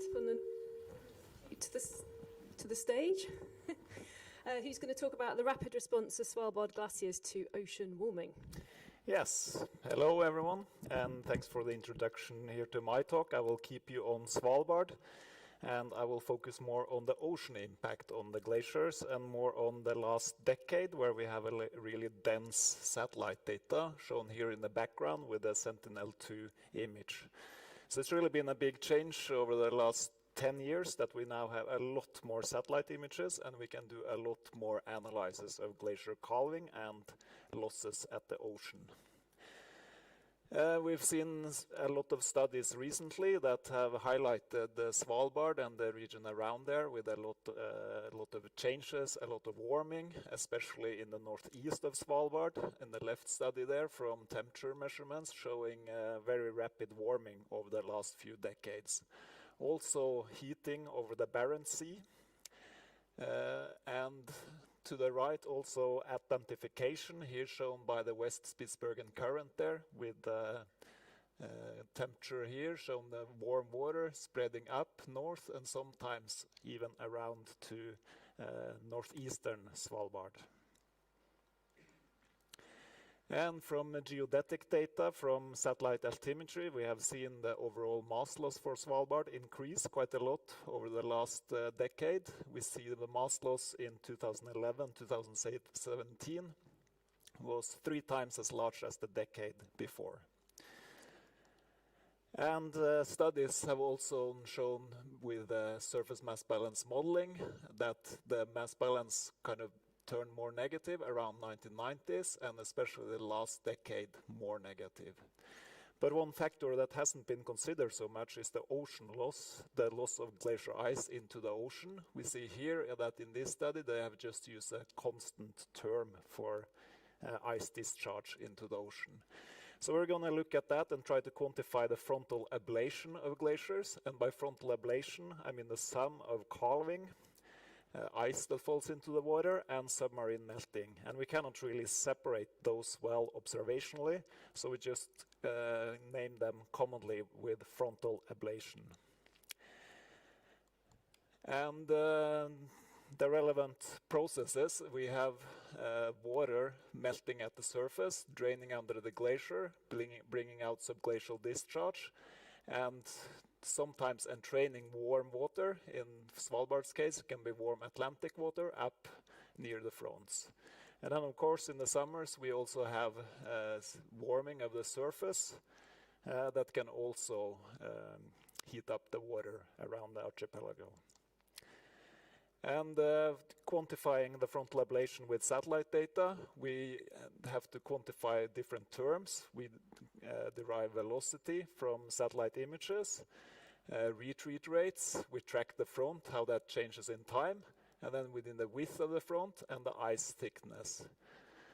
And we also have to have a complete overview of all the glaciers on Svalbard that drain into the ocean. There are about 200 of them and about 900 kilometers of calling fronts. You show them with a red line here, and you also show the bathymetry here around Svalbard, and you see some quite deep fjords that go into the glaciers some places, whereas other places it's quite shallow continental shelf.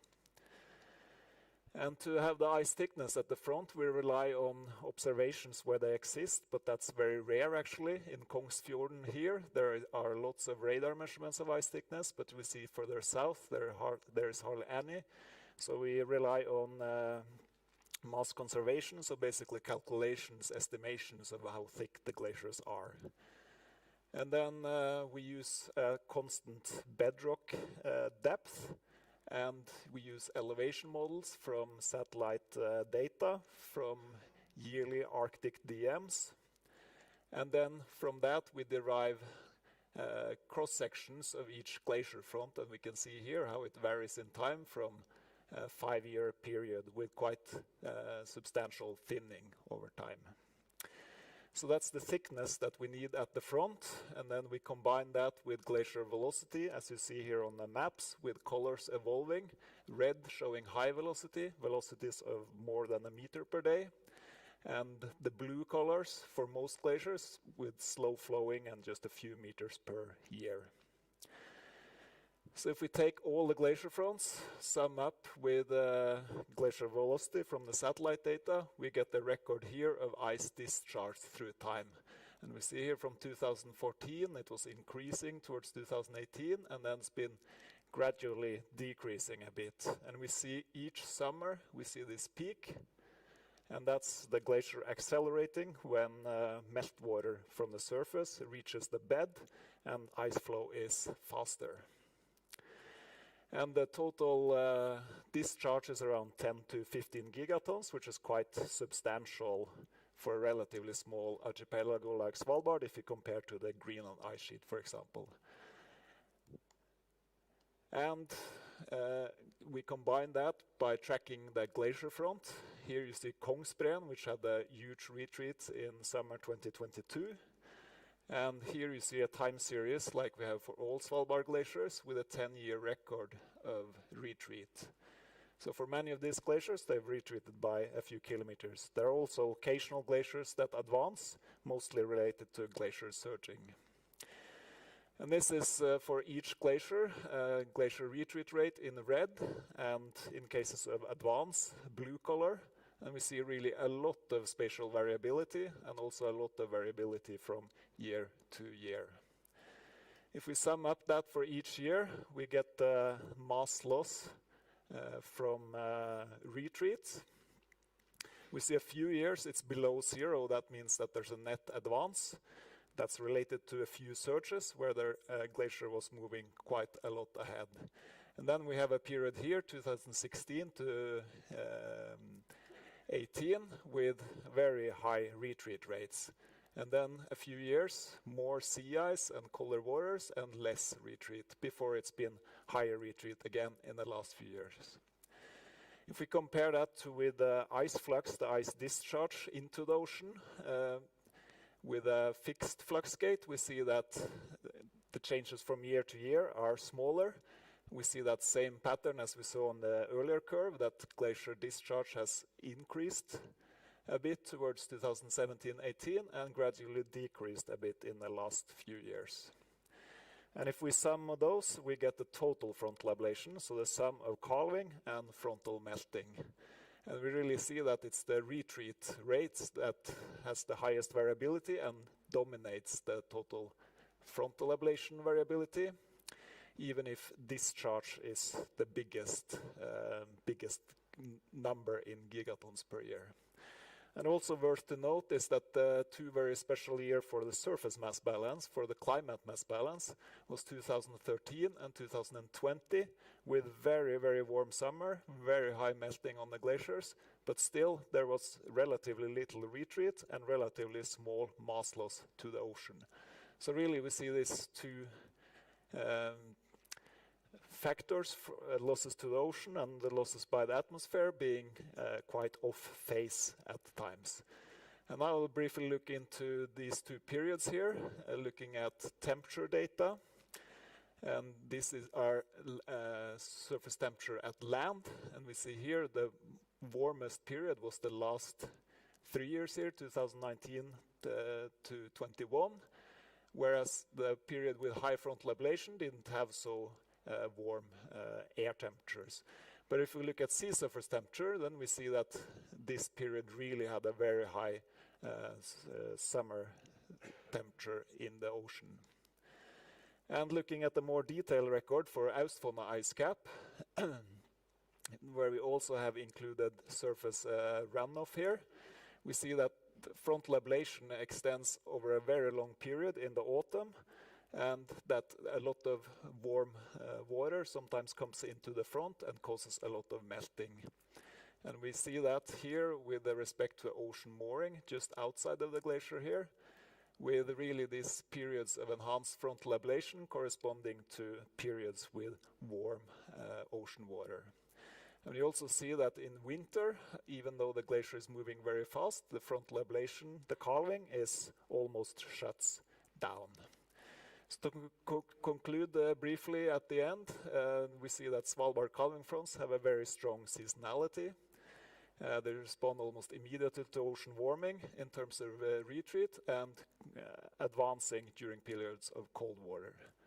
And there are no clear links to surface runoff as far as we can see from these records. Not saying it's not important, but it's not the main driver. And in total, we see that the freshwater flux from frontal ablation is about 40% of the total runoff from surface melting. That's all I had to say. Thank you.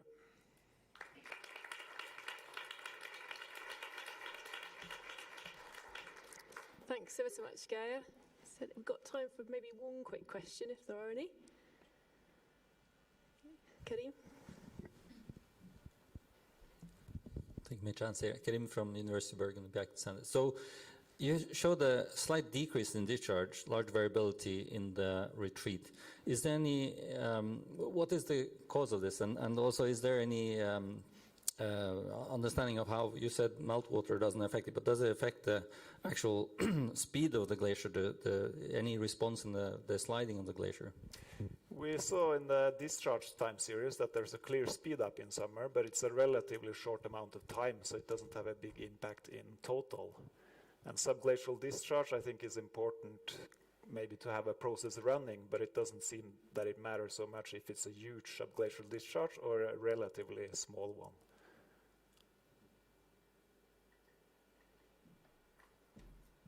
Okay, thanks very much. I think we'll leave it there. Thank you, Geir. Moving on to our next speaker, which is Pedro Duarte from the Norwegian Polar Institute. And Pedro is going to tell us about the impacts of tidewater retreat on functionality of Arctic fjords, observations and modelling. Thank you so much.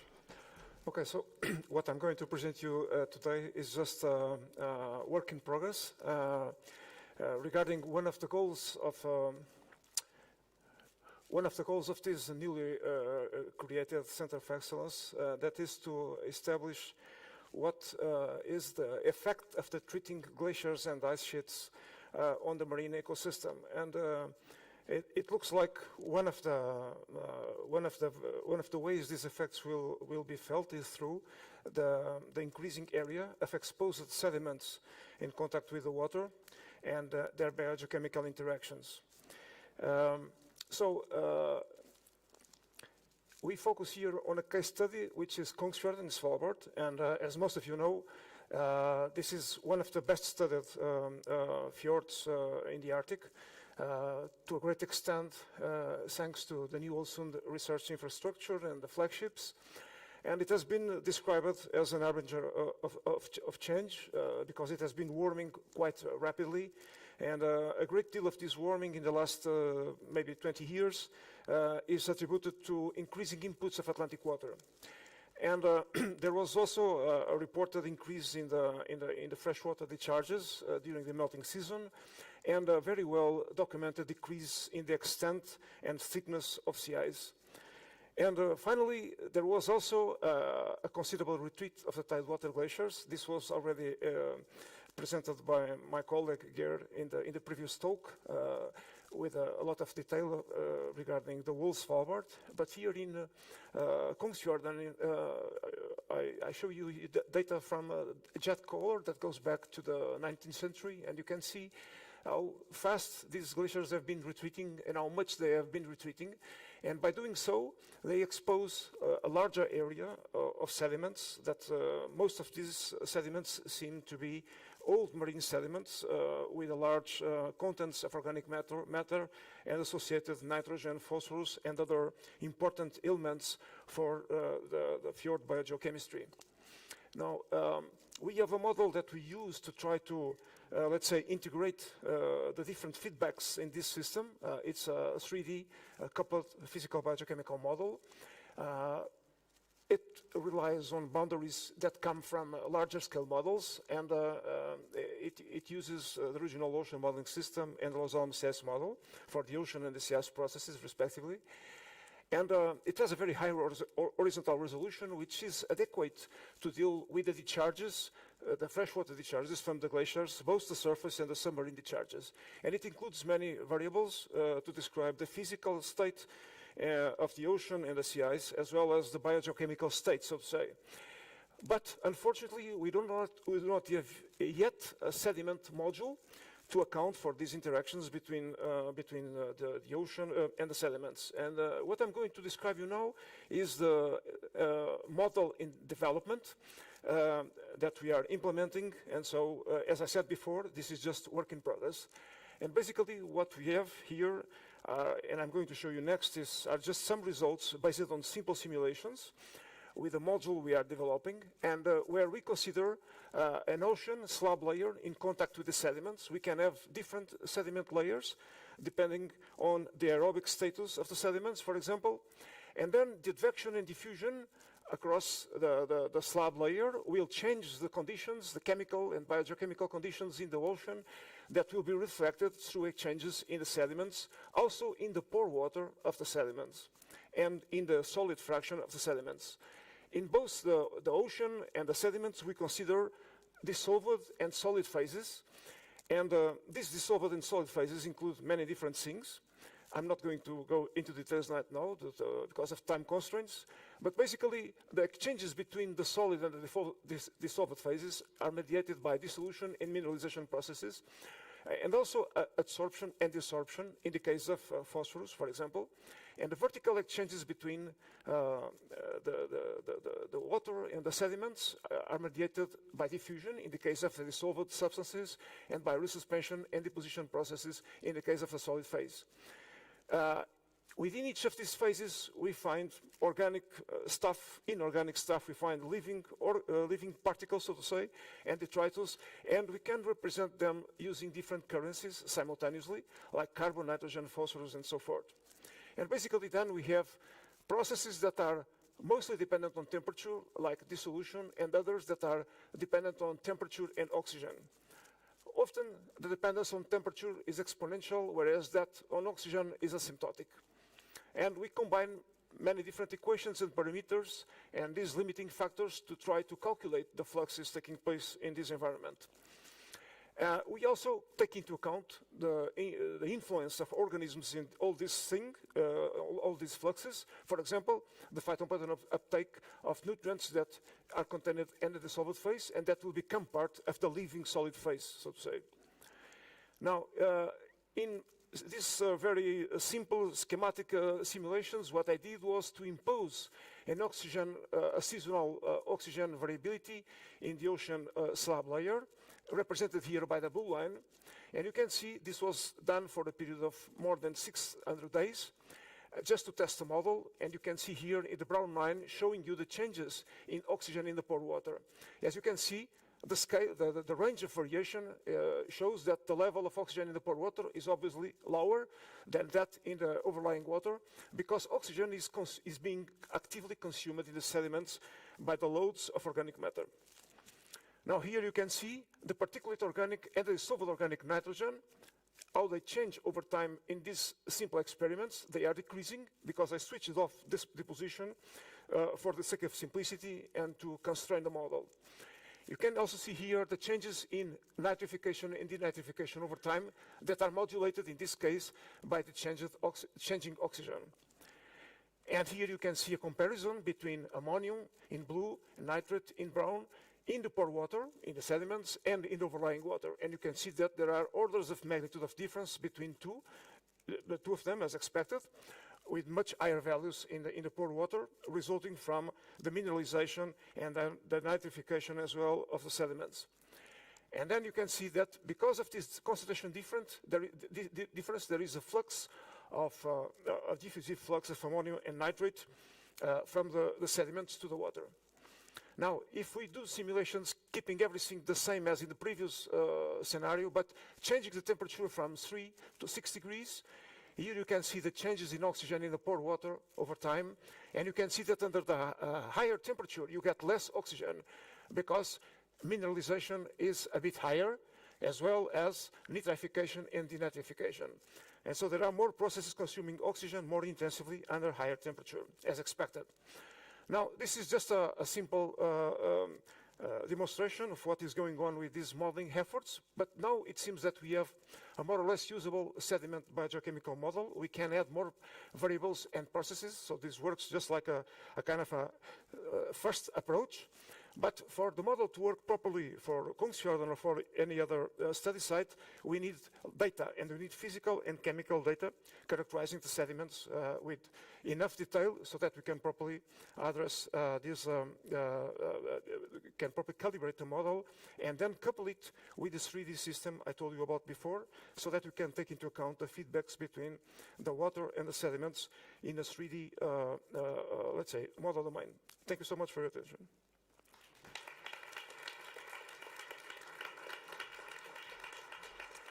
Thanks, Pedro. Absolutely fascinating. Do we have any questions for Pedro? Andy? I just wonder if you envisage strong gradients in the relative contribution of pore waters of different nutrients with distance from the glacier when you take on this 3D. The simulations, they were done in a 0D setup just to test all the processes feedback each other. So when this is coupled with a model, I will take into account the position in the glacier the position in the fjord and the distance from the glaciers. I wonder if I understood your question right. Yeah, I just wondered what you envisage that gradient being. So I just wonder what your early thoughts are on doing that, about these gradients, these differences as you move away from the gradients are reflected. The gradients are reflected by the 3D model.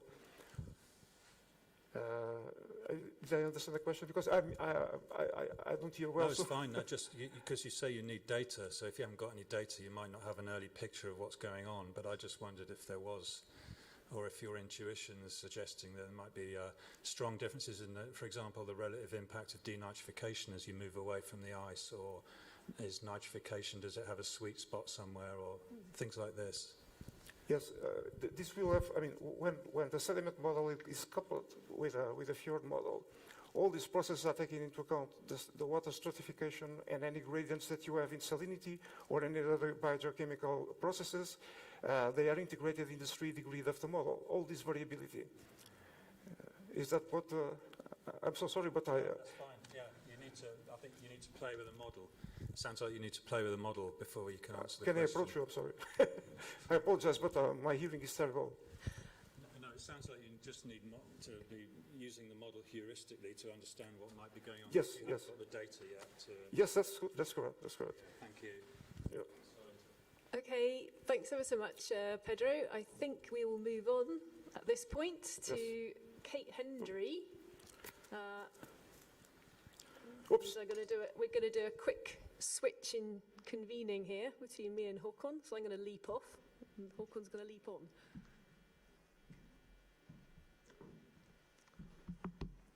Oh, it's very nice to see so many people here. I guess you rather would be inside than outside on a day like this anyway. So we have the four more speakers here, and it's Catherine Hendry and her colleagues from British Antarctic Survey and the UK Centre for Ecology and Hydrology.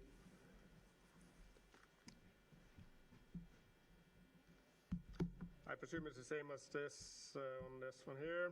So biogeochemical processes and nutrient cycling in changing polar fjord systems. The floor is yours. Thanks so much. Is this microphone working okay? Great.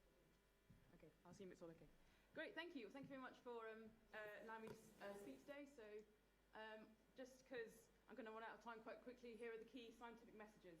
So firstly, nutrients can be input into fjords either directly or indirectly, as we've already heard a little bit about today. But the impact of these glacially sourced nutrients will only be felt in productivity if that nutrient is limiting the productivity itself. So we need to understand the stoichiometry, the inputs versus the requirements. So in addition to this and some of the complexities that we see in terms of biogeochemical cycling, we need to have a holistic view. So I'm just going to champion that point again, that we need to have a very multidisciplinary view about understanding these biogeochemical cycling systems. I'm going to be talking a little bit about some of these complexities, including particulate water interactions that we've heard a bit about in the last talk, but also the impact of multiple sources on nutrients. Sorry, it wasn't on. There we go, that's better. Okay, you've already seen this already, so that's fine. I'll be talking about a couple of novel methodologies and a couple of new projects as well. So you've already seen this fantastic schematic, just to illustrate again this relative input of direct versus indirect nutrients, illustrated by these two end members in fjord types, glacial fjord types. So in land terminating glacial systems, we have predominantly surface runoff supplying nutrients to the surface water with very small amounts of diffusive mixing of marine sources to the surface. Whereas in marine terminating systems, we have buoyancy forcing from subglacial discharge, supporting upwelling and supplying a greater degree of marine nutrients to the surface. And this can promote biological production. But again, you will only see this biological production increase if we have the right balance of nutrients for what's required. So we're going to look at some stoichiometry now. And I'm just going to take you to southwest Greenland. These are the field systems near Nuuk. We have the land terminating Amalik field to the south and the Nuuk Kangaloo field system to the north, which has multiple marine terminating glacials inputs as well. So here are these are some samples from 2018 and 2019, just 2 summer seasons from the top 10 meters of the water. I've plotted here a nitrate against salinity and silicic acid versus salinity, 2 important macronutrients. And you can see it's a bit of a mess. That's not very surprising. These are 2 different years, 2 different times of year, 2 different field systems. So what we can do instead is we can actually use novel technologies to get a much better time series of nutrient inputs. So what we did is we employed 2 different microfluidic nutrient systems, and huge thanks to Lawrence Myra for allowing us to work with him and put these crazy sensors into his mooring system up here at this study site here. These can take measurements of nitrate and silicic acid twice a day for the entire summer season, and you can see the results here. This is nitrate and nitrite, this is silicic acid, versus temperature and salinity in the red in each case. And you can see there's a huge amount of variability. We have times when silicon's going up, nitrate's going down. They sort of generally seem to anti-correlate with each other. And we think this is because the silicic acid is coming primarily from the meltwater, whereas nitrate's being sourced during upwelling events to the surface. This was deployed at 5 meters, I should say. Here we can see the balance between the two nutrients, again, changing through time. If we divide the season up into these chunks of time by these letters, you can see the links between silicon and nitrate vary considerably through time, likely reflecting changes in sources. If we now zoom out a bit and look at the coastal system, this is silicic acid versus nitrate. You can see fairly consistent trend between them. The nitrate depletes before the silicic acid, indicating possible nitrate limitation, but these silicon concentrations are really very low, likely limiting for diatom production. So likely this is going to be controlling the phytoplanting assemblage, but also we could be seeing situations where we can supply both silicon and nitrate together. We could really power boost productivity. Just for completeness, I've popped in here the surface Fjord sample, so you can see the very different balance between the two nutrient systems. That was for the shallow, this is including the deep, so you can see this much more consistent marine-like signal towards the deeper part of the field. So I talked about silicon limitation. We can use radioactive silicon isotopes to look at the silicon production. To cut a long story short, we took some samples in different parts of the Labrador Sea, added silicon-32, let the bugs grow, measure the radioactivity after 24 hours. And this gives us integrated biogenic silica production rates and also an indication of potential silicon limitation. The results here are, you can see here, the silicon production rates near nuke are incredibly high. These are surprisingly high given it's quite low temperature and also really very low dissolved silicon concentrations near the surface. We also can show that this is the only place where we found any indication, in fact, a good indication of silicon limitation. The other sites didn't have that. So what's driving this very high silicon production? And we think it's something to do with the stuff in the glacial meltwater. So as well as the dissolved silicon in the water, we've got, as you can see, just illustrated in this video, a lot of very fine particulate matter. And what we've been able to show is that fine particulate matter is alkaline, has a lot of silicon in it, a lot of reactive silicon that's extracted by alkaline solutions. We can use TEM to show it's an amorphous silica, and we've done experiments to show that it dissolved readily in seawater to produce biologically available silicon. We also know that this stuff is we can use a stable silicon isotope composition to show it's got a very distinctive light isotopic signature. And what we can also do is when we go out into the fields, we can measure this reactive silica. We find that there is a bit of a trend with salinity, but we still find it right out into the coastal waters that we show in blue here. And I don't have time to go into the details. I'll refer you to this paper here. But we've shown that you can find this isotopic signature all the way out into the coastal ocean. So in other words, this detrital material, this amorphous silica, likely mixed up with biogenic material as well, is interacting with water. And we think that if we do some basic calculations about how quickly this stuff will dissolve, it could be supporting up to 80% of that biogenic silica production in silicon nutrient limited waters. And these images just show here that we do see variation from year to year, but we can see this cloud of particulate stuff coming right out into the coastal ocean, especially in strong meltwater seasons like we can see in this year here. Okay, so I've got very little time. So the other thing is benthic sources. We did some core incubation experiments in coastal and in field sediments, and we found that there's a very strong benthic supply, especially further out into the coastal oceans. Again, we can see this very strong spatial variability, but this could be supplying a good amount of silicon to the water as well. And we're able to, again, use stable silicon isotope compositions of the water to understand these processes a bit more, and we can combine these stable silicon isotopes with reaction transport models to show these different processes that we heard about in the last talk, so dissolution versus precipitation, but also absorption and desorption interactions as well. So some really exciting stuff to be done there.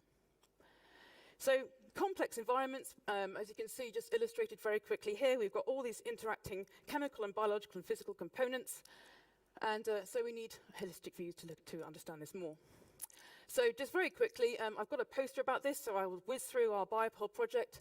It's a UK-based study of both the Arctic and the Antarctic to understand the input of nutrients, how they cycle in polar waters, their influence on ecosystems, and their input to the global system as well. And I've also got a NERC-funded project specifically looking at silicon, utilizing stable and radioactive silicon isotopes to understand these processes more. So we went to Svalbard this summer. We looked at influx of nutrients. We measured the water particulates and dissolved fractions. We're using remote sensing to look at fluxes. We sampled all around Kongsfjorden. We used mesocosm experiments, or WISDUS, sorry. We went out into the field. We again took more dissolved and particulate samples. And most importantly, if I can get to the next slide, there we go. We also did some sediment sampling, and what we're going to do in the following season is again use radioactive and stable isotope systems in core incubation experiments to understand these sediment-water interactions more. So sorry, that was a bit of a whiz through, and sorry for the technical hitch at the beginning. I'm very jet-lagged. And so many thanks to all my colleagues and early career researchers who've supported this work, funders and various organizations. Thank you very much.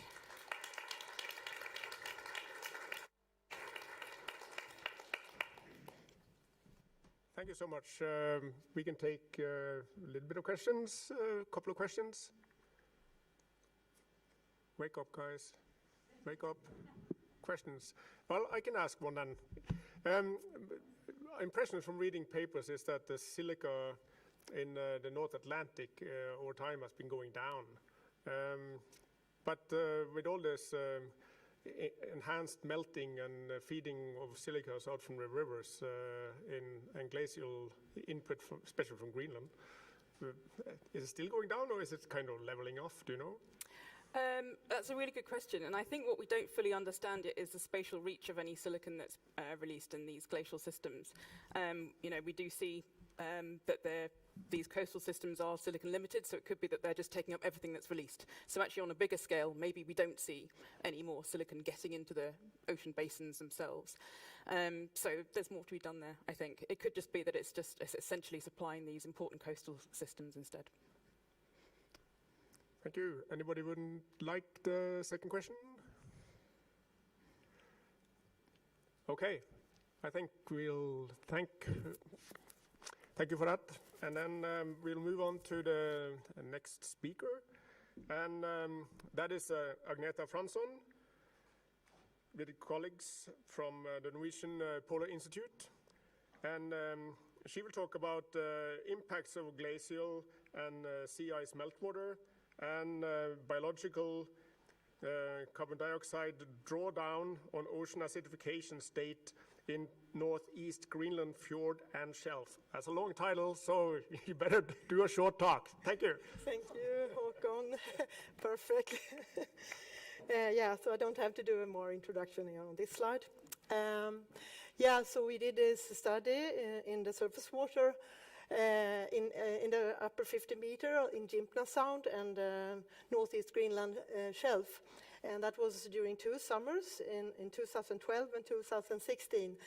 And yeah, so you see the location here on the northeast Greenland side in the red square, and it's on the 79° north latitude. And this Jimpna Sound has this connection to the Greenland ice sheet and the 79 North Glacier, also called Fjord. And it also has this Spalte Glacier, it's the ice tongue going out into the sound, and then it's this sound entering onto the shelf here. So we had the stations in 2012 with the black dots, and we have some repeated stations in 2016 here in yellow circles. Yeah, there's also some the coastal current or from the polar surface water. We also have Atlantic water recirculating here also on the shelf. So yeah, so it has this typical fjord circulation that we have on the eastern side of Greenland, but also on the western side of Svalbard. And we have this warm and saline Atlantic water entering the fjord into the deeper part, and where it also melts off the ice, glacier ice at the bottom, and make this lighter water rise to the surface. And it also has this colder polar water layer on top of this, but we also have this fresher surface layer from this melting, both from surface melt and also from the subglacier melt. So why do we do this study? It's because of, that this is rapid changes in the Arctic during the last decades, and we observed the increased ice loss. And you can see here in this Greenland ice sheet has decreased from 2000, and also increased meltwater from the Greenland ice sheet, the blue here. And we have this 2012, we have this really big jump in high meltwater discharge from the Greenland ice sheets. And we also have from sea ice, of course, meltwater. And this freshening of the surface water has an impact on the buffering ions and decreased alkalinity, and also decreased carbonate ions and decreased calcium carbonate saturation that we also called omega, and it's an indicator that we use for ocean acidification.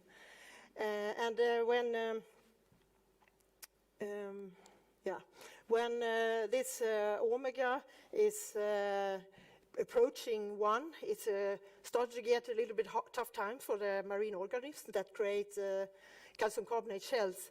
And this organism, Limacina helicina, has this aragonite shell, which is very more unstable than the calcite, so it's very sensitive to changes in the chemistry, carbonate chemistry.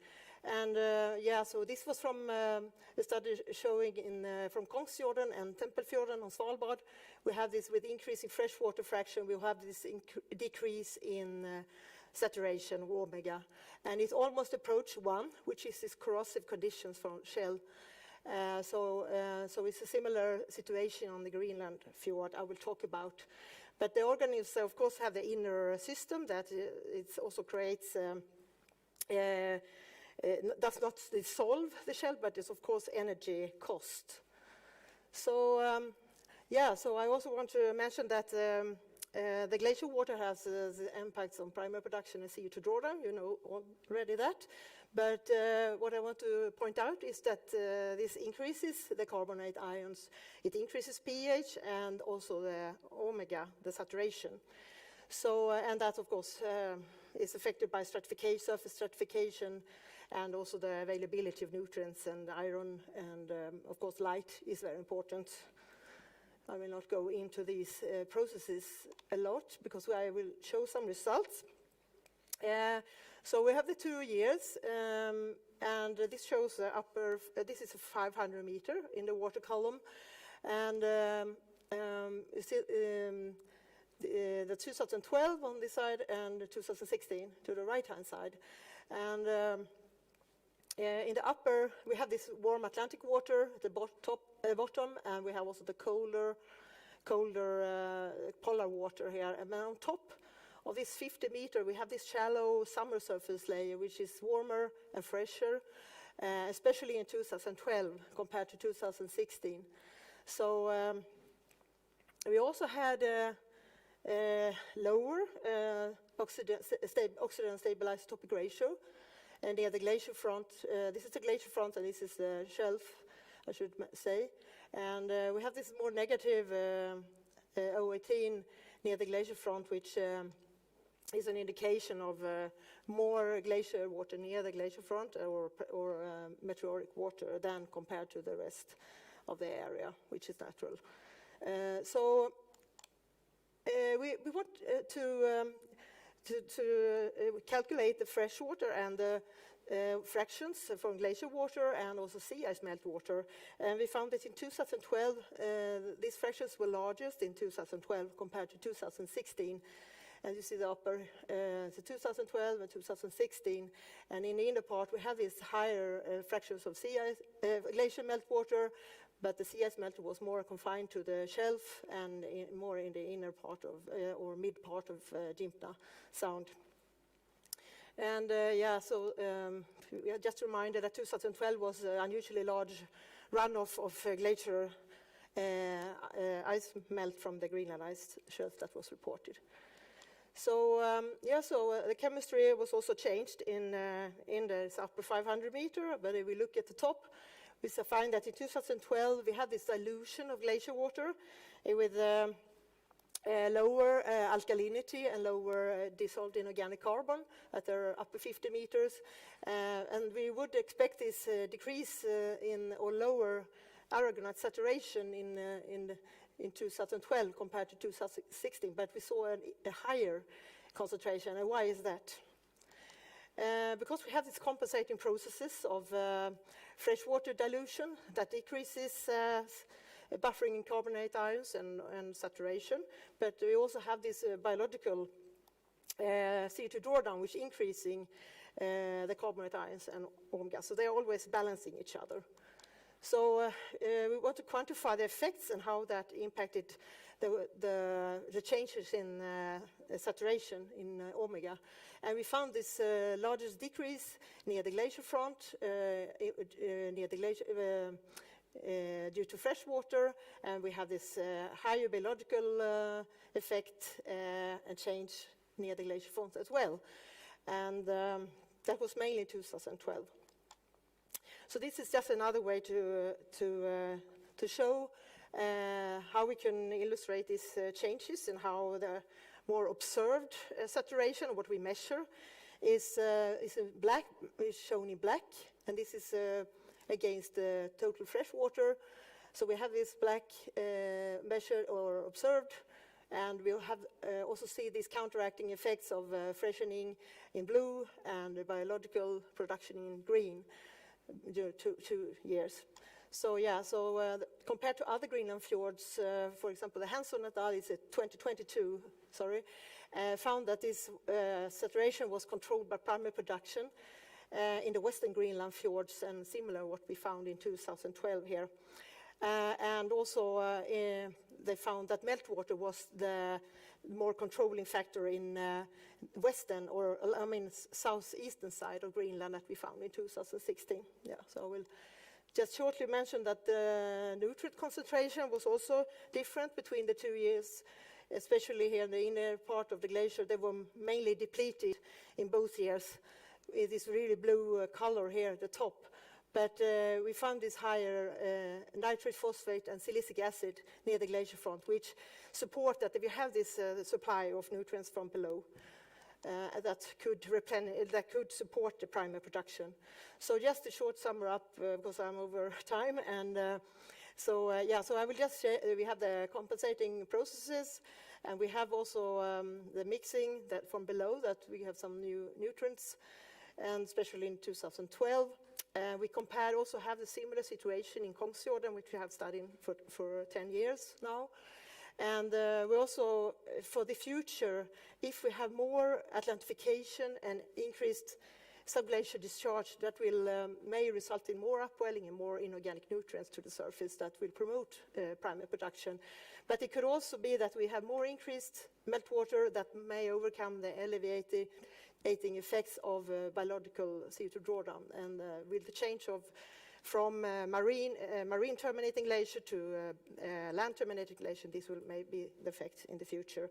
And the Spalte glacier actually broke off this tongue in 2020, so it may have already changed, and we don't know yet. But so we hope to go there again and have a look if the system is different. So yeah, so thank you for attention, and sorry for over time. Yeah.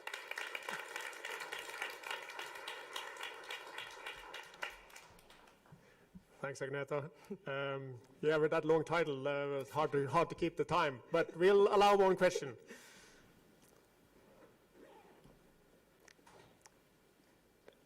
Okay, then you're free to go. Thank you.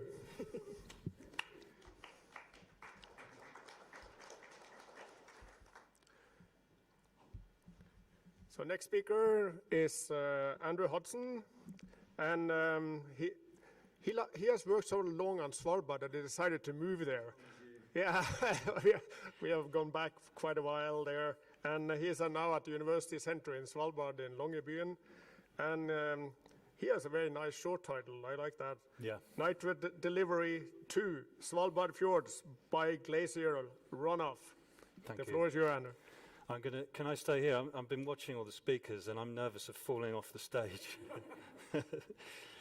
A while ago I asked Pedro which nutrient we should be dealing with and giving most attention to when it comes to understanding land-ocean interaction and trying to engage with this wonderful research environment that's looking at what's going on in Kongens Fjord and other fjords. So I chose nitrate due to the wise advice from colleagues in the Norwegian Polar Institute, and that's what I'm going to talk to today.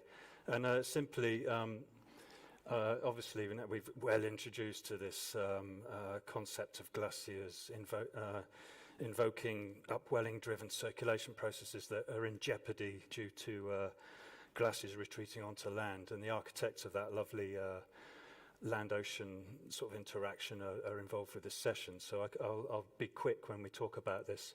But this popular paradigm is probably worth some attention. And what happens when this does indeed occur if we do push glaciers from the sea onto land? Is there a nitrate story that's quite cute and we haven't thought about? You tell me, I don't know. I just know what's going on with nitrate and glacial runoff.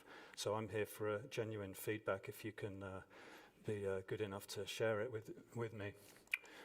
So like I said, the architects of this interaction are involved in the session. There's Laura Halbach's nice nuanced Svalbard perspective on buoyant plumes driving nitrate delivery or driving circulation that heavily influences nitrate delivery to shallow environments. But this is all about the establishment of a channelized drainage system beneath glaciers. And it'd be really interesting to speculate as well. First of all, if we're looking for a case for terrestrial nitrate derived from the land making a difference in a fjord, is the initial period before this efficient pump establishes this circulation that brings deep water nitrate into the system. Before that happens, is there a case for nitrate delivery from the land making a difference? And that's when we have what we call a kind of distributed drainage in the watershed. We've got diffuse inputs from just about everywhere, from a snowpack that's kind of hemorrhaging its nitrate. So it loses its nitrate far quicker than it loses its water equivalent due to well-known processes that can give you some really cute high nitrate pulses during a period when there's high nitrate high runoff into a fjord. So we can have high concentration, high flux scenarios due to this onset of snowmelt and just the whole landscape's bleeding nitrate from the atmosphere from the snowpack into the system. Oops, wrong button. And then if you look at this is just I've seen this quite a lot from the Norwegian Polar Institute. It's this Kongens Fjord bloom scenario. Shows that actually, we got quite an early summer peak in Kongens Fjord. So, here we have this sort of June overlap between diffuse runoff, atmospheric derived nitrate, and high bloom conditions. So maybe there's something going on there. Andreas Alexander went to study an outburst flood in Kongens Fjord and was waiting, and then obviously because Ny-Ålesund's so expensive, he sort of ran out of time and money and went home. But somebody managed to carry on sampling the nutrients. I guess that was you, Philip, and colleagues. Yeah. So, but he did capture this beautiful early season period where we see this diffuse runoff phase, where we have hardly any plume in the inner fjord at all. So there's hardly any channelized drainage. So there's no momentum to this buoyant upwelling. There's just diffuse inputs from an inefficient drainage system bringing quite high nitrate into the inner fjord. And then earlier on, a weak plume develops and we have a little kick and then a decline. Not really sure what's going on here. But then he has an outburst flood. It finally happened, and hardly any nitrate, but actually a little kick in the nitrite, which is quite interesting and probably links to purging pore waters that have undergone denitrification from overloading a glacial drainage system. But that's a kind of different thing, really. But you can see evidence of this high nitrate derived from surface waters. But it's really helpful if you can fingerprint it isotopically.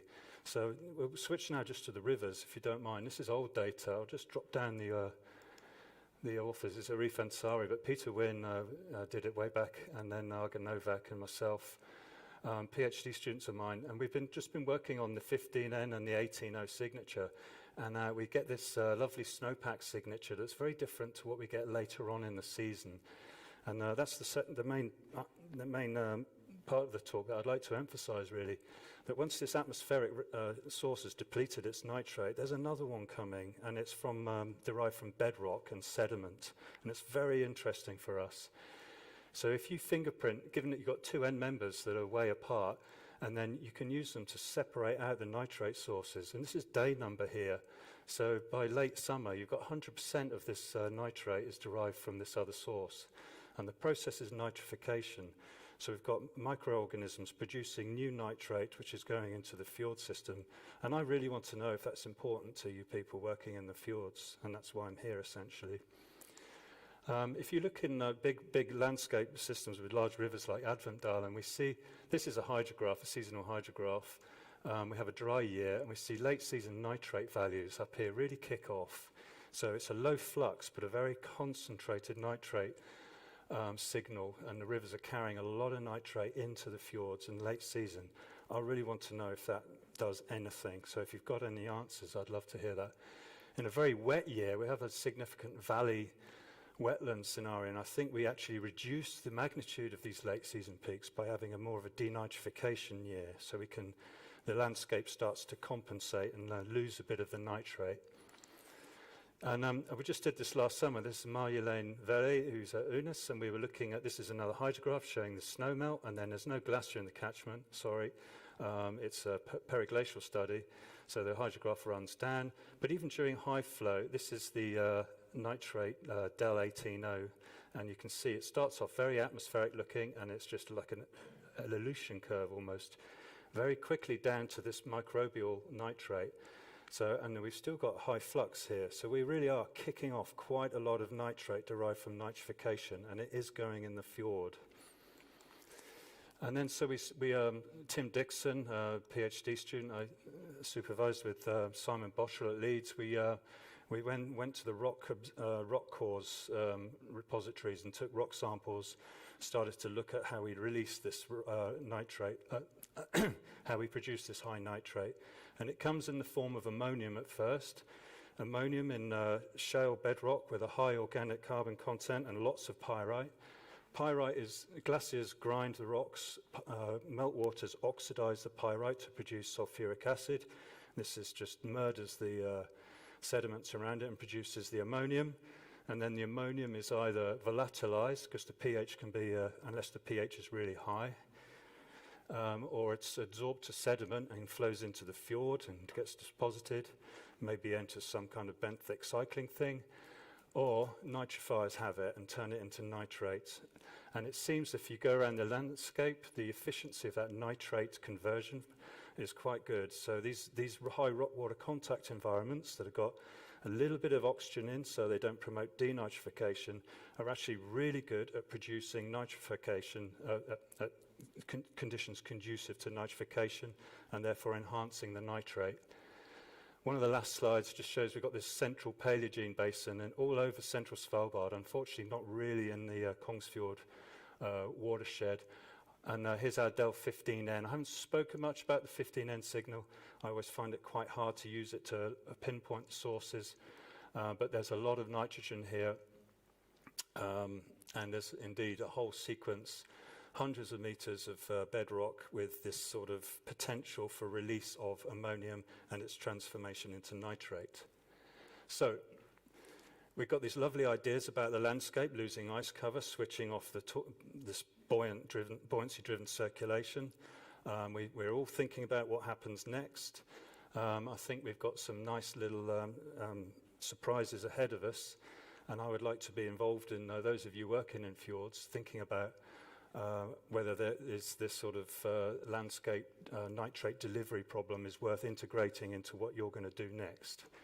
But if you've got a shallow oxygenated flow path pushing lots of water through a recently comminuted glacial till, you're going to make nitrate. If you flood it and saturate it and turn it into an anoxic environment, you're going to produce, you're going to favor denitrification, and you're just going to get a greenhouse gas in nitrous oxides coming off. So which way will it go is quite an interesting problem for us. And that's it. Thank you very much.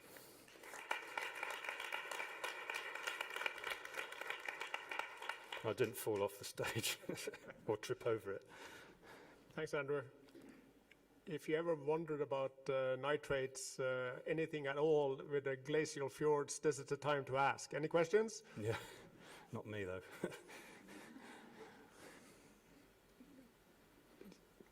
Did somebody actually not reach up a hand here? Nitrates? Oh, Philip has one.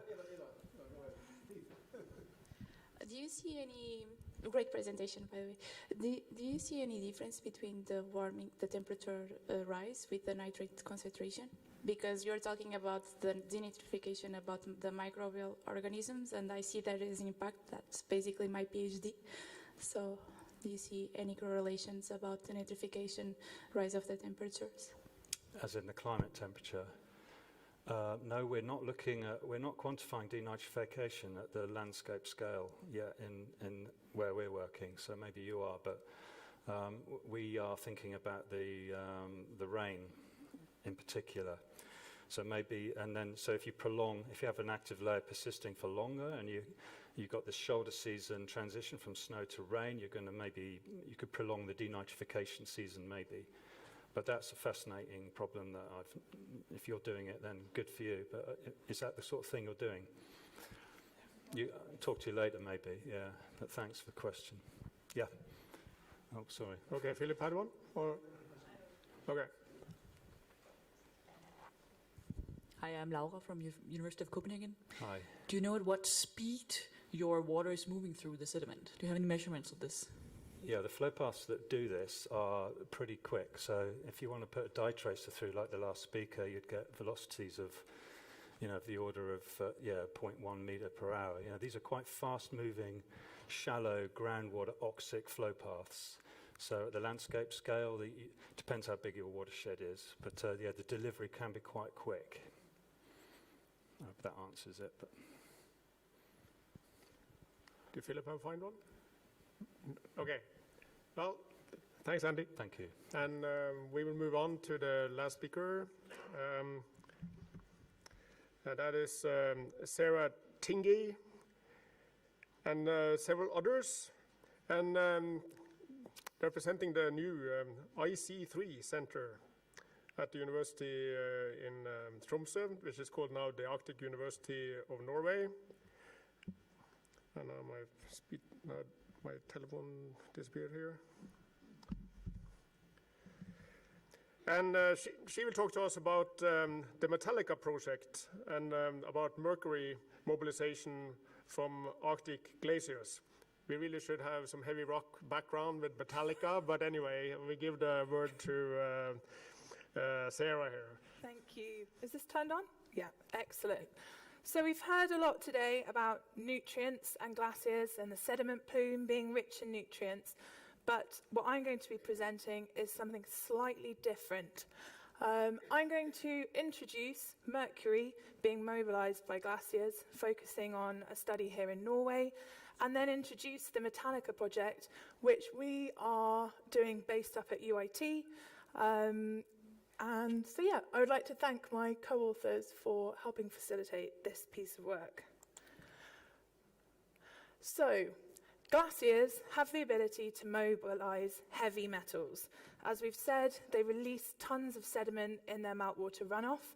In some regions of the world, this can actually be in a dissolved concentration that's toxic. And it's very likely that this is dependent on bedrock. And it can also be transported in the particulate phase. So this is kind of the preliminary background behind what we're focusing on. However, one element of global concern is that of mercury, because mercury can be methylated, and methyl mercury can bioaccumulate up the food chain from a cellular up to large fish and higher within the trophic levels. And Azad in 2021, their group found in a fjord in Norway, Fjord in western Norway, that as you moved from offshore further inshore to inland, these fish were more enriched in mercury. Now, inland, right inland of Fjord, which is one of the longest and deepest fjords in Norway, it actually has a Jostedalsbreen ice cap, which is the largest ice cap in mainland Europe too. But these fish, the tusk, are bottom dwellers living in the benthic zone, and there's actually a ban by the government on catching and consuming these fish because they're so toxic. But Azad's paper basically suggested that catchment runoff is likely a source of mercury to Sandalsfjord.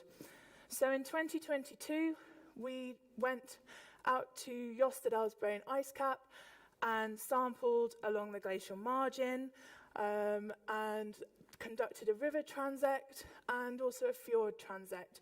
And you can see Sonjefjord is along the bottom, and Lusterfjord is actually a branch travelling up north that the Jostedal River meets. And what we can say is that this catchment does transport high concentrations of mercury. Our preliminary data shows that the dissolved mercury levels are actually lower than the global river mean. However, the particulate mercury, which is responsible for over 98% of total mercury exported by this catchment, is very elevated, 4 to 5 times, if you look at the figure on the left, above the global river mean. And although this sounds very high, it's not abnormal for a glacier. It sits in line with Mendenhall Glacier in Alaska. So what this is hinting at is that we probably need to understand the bedrock lithology and the catchments better to understand whether and how this mercury is being exported. We also then looked at the fluxes on this river, and what we found is that precipitation drove a much larger export. So on dry days, it's likely we have this trickle of mercury constantly being exported, and then when we had rain in the catchment, it wasn't just different when we were stood there sampling, it was a big difference in concentration. And we can see that in the dissolved fluxes, where the inorganic mercury flux doubled, and we also had a methyl mercury flux that was actually measurable compared to before. However, the biggest change was in the particulate mercury flux, which increased by an order of magnitude.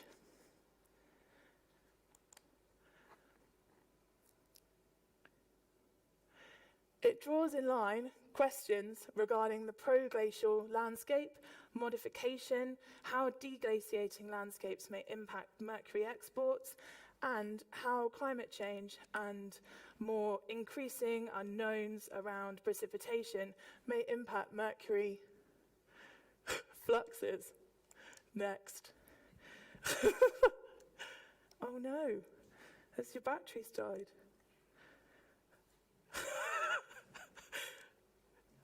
Please, may you do next slide? I think you've got dead batteries. Oh no, we've gone too far.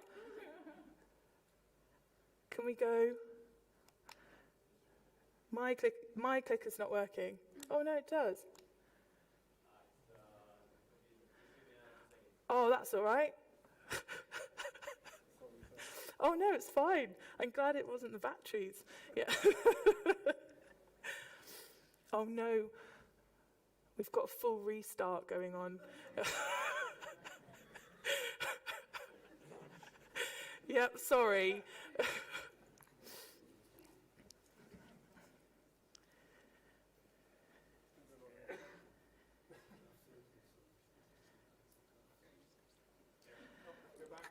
Great, okay, so hopefully I can click next. We've just mentioned how we need to study more about the deglaciating landscapes.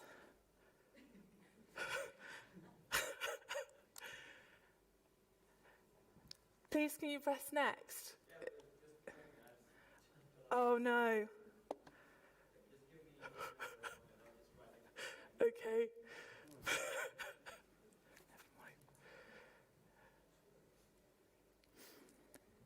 I could always talk to you about it without the slides, but it's not as interesting, sadly.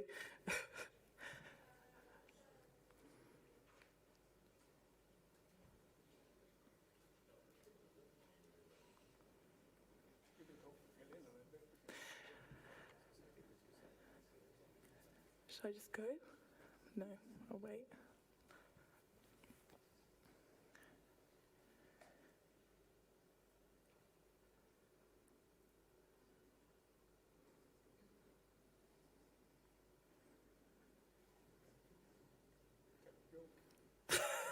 I don't know any. I don't know any good. What do you?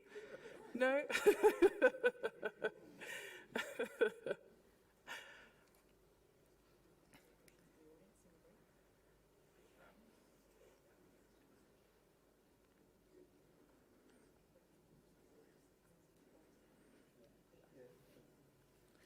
So we are running out of time, so please keep your questions and address them to Sarah in the lunch break. Yes, so we have to speed up a bit. So,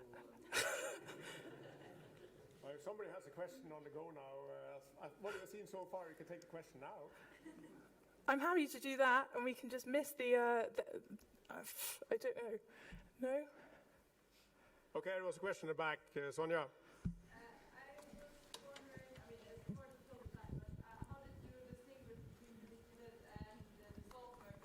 Filtered versus unfiltered water?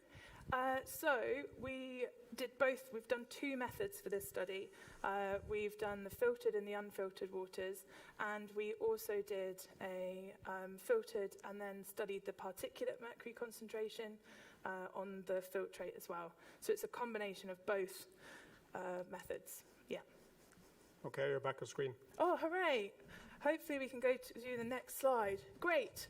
So, as I was... Oh, we've skipped too far, but never mind. As I was saying, the river is a source of mercury to the fjord, but predominantly particulate mercury. And in 2007, a study showed that in the delta of this fjord, the river, where it meets the fjord, 10 to 20 centimetres of particulate sediments build up every year. When we conducted our Fjord transect, and these section windows going from left to right are from north to south, with the river being input at the blue arrow, we can see that turbidity remains at the surface, the oxygen level is slightly depleted, and we can see where the cold fresh water enters the fjord. Yes. So, in terms of fjord mercury concentrations, it looks like it's potentially related to benthic sediment cycling. And we can see this by having the hotspots for inorganic mercury and methyl mercury at the lower depth that we sampled at 100 meters. To place the fjord mercury concentrations that we found in Lusterfjord or Sognefjord in context with other fjords in Norway, it's in line with Hardangerfjord, which is industrially polluted. The methyl mercury concentration is significantly lower, and the inorganic mercury concentration is similar. But what I should say is that that study had the pleasure of sampling all the way down to the benthic area, whereas we were really restricted to 100 meters in a fjord that goes plus 400 meters where we were. So, to summarize, the glaciers of Jostedalsbreen ice cap and Jostedala River have a very high total mercury flux, but that's not abnormal, and 98% of that is held within particulates. The river exports to the fjords are likely driven by greater precipitation, and the mercury is controlled by benthic sediment cycling processes. There is a need to understand particulate export, proglacial modification on an ice-to-fjord transect, and fjord water mercury cycling, which is why I'd like to introduce our Metallica project, hopefully, yes, which is building on this preliminary work down in Jostedalsbreen to answer some of the key questions regarding what I've mentioned today. It brings together collaborators from within Norway and globally, and we're not just looking at mercury, we're going to be looking at all heavy metals to understand and try and answer some of the questions I've highlighted here today. So thank you very much for listening. We got there in the end.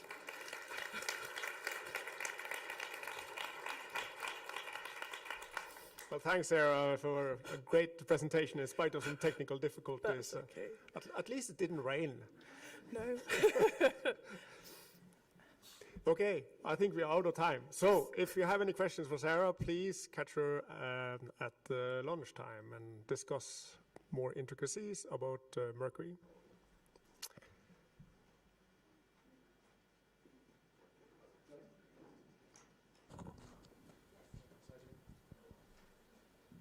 As a last announcement before you leave. There is. So just for those of you that are around later on today, we'd just like to bring your attention to a new exciting side event we have at 3:30, which is being run by IC3, Centre for Ice, Cryosphere, Carbon and Climate, our new Centre of Excellence that started last July. And we'll be exploring what do changing ice sheets mean for Earth's climate and life in our sea. So if there's anything you enjoyed today, we'll be going into a little bit more detail on a kind of much broader topic and telling you a little bit what we're going to be doing over the next 5 to 10 years through IC3. So please do come along, all welcome.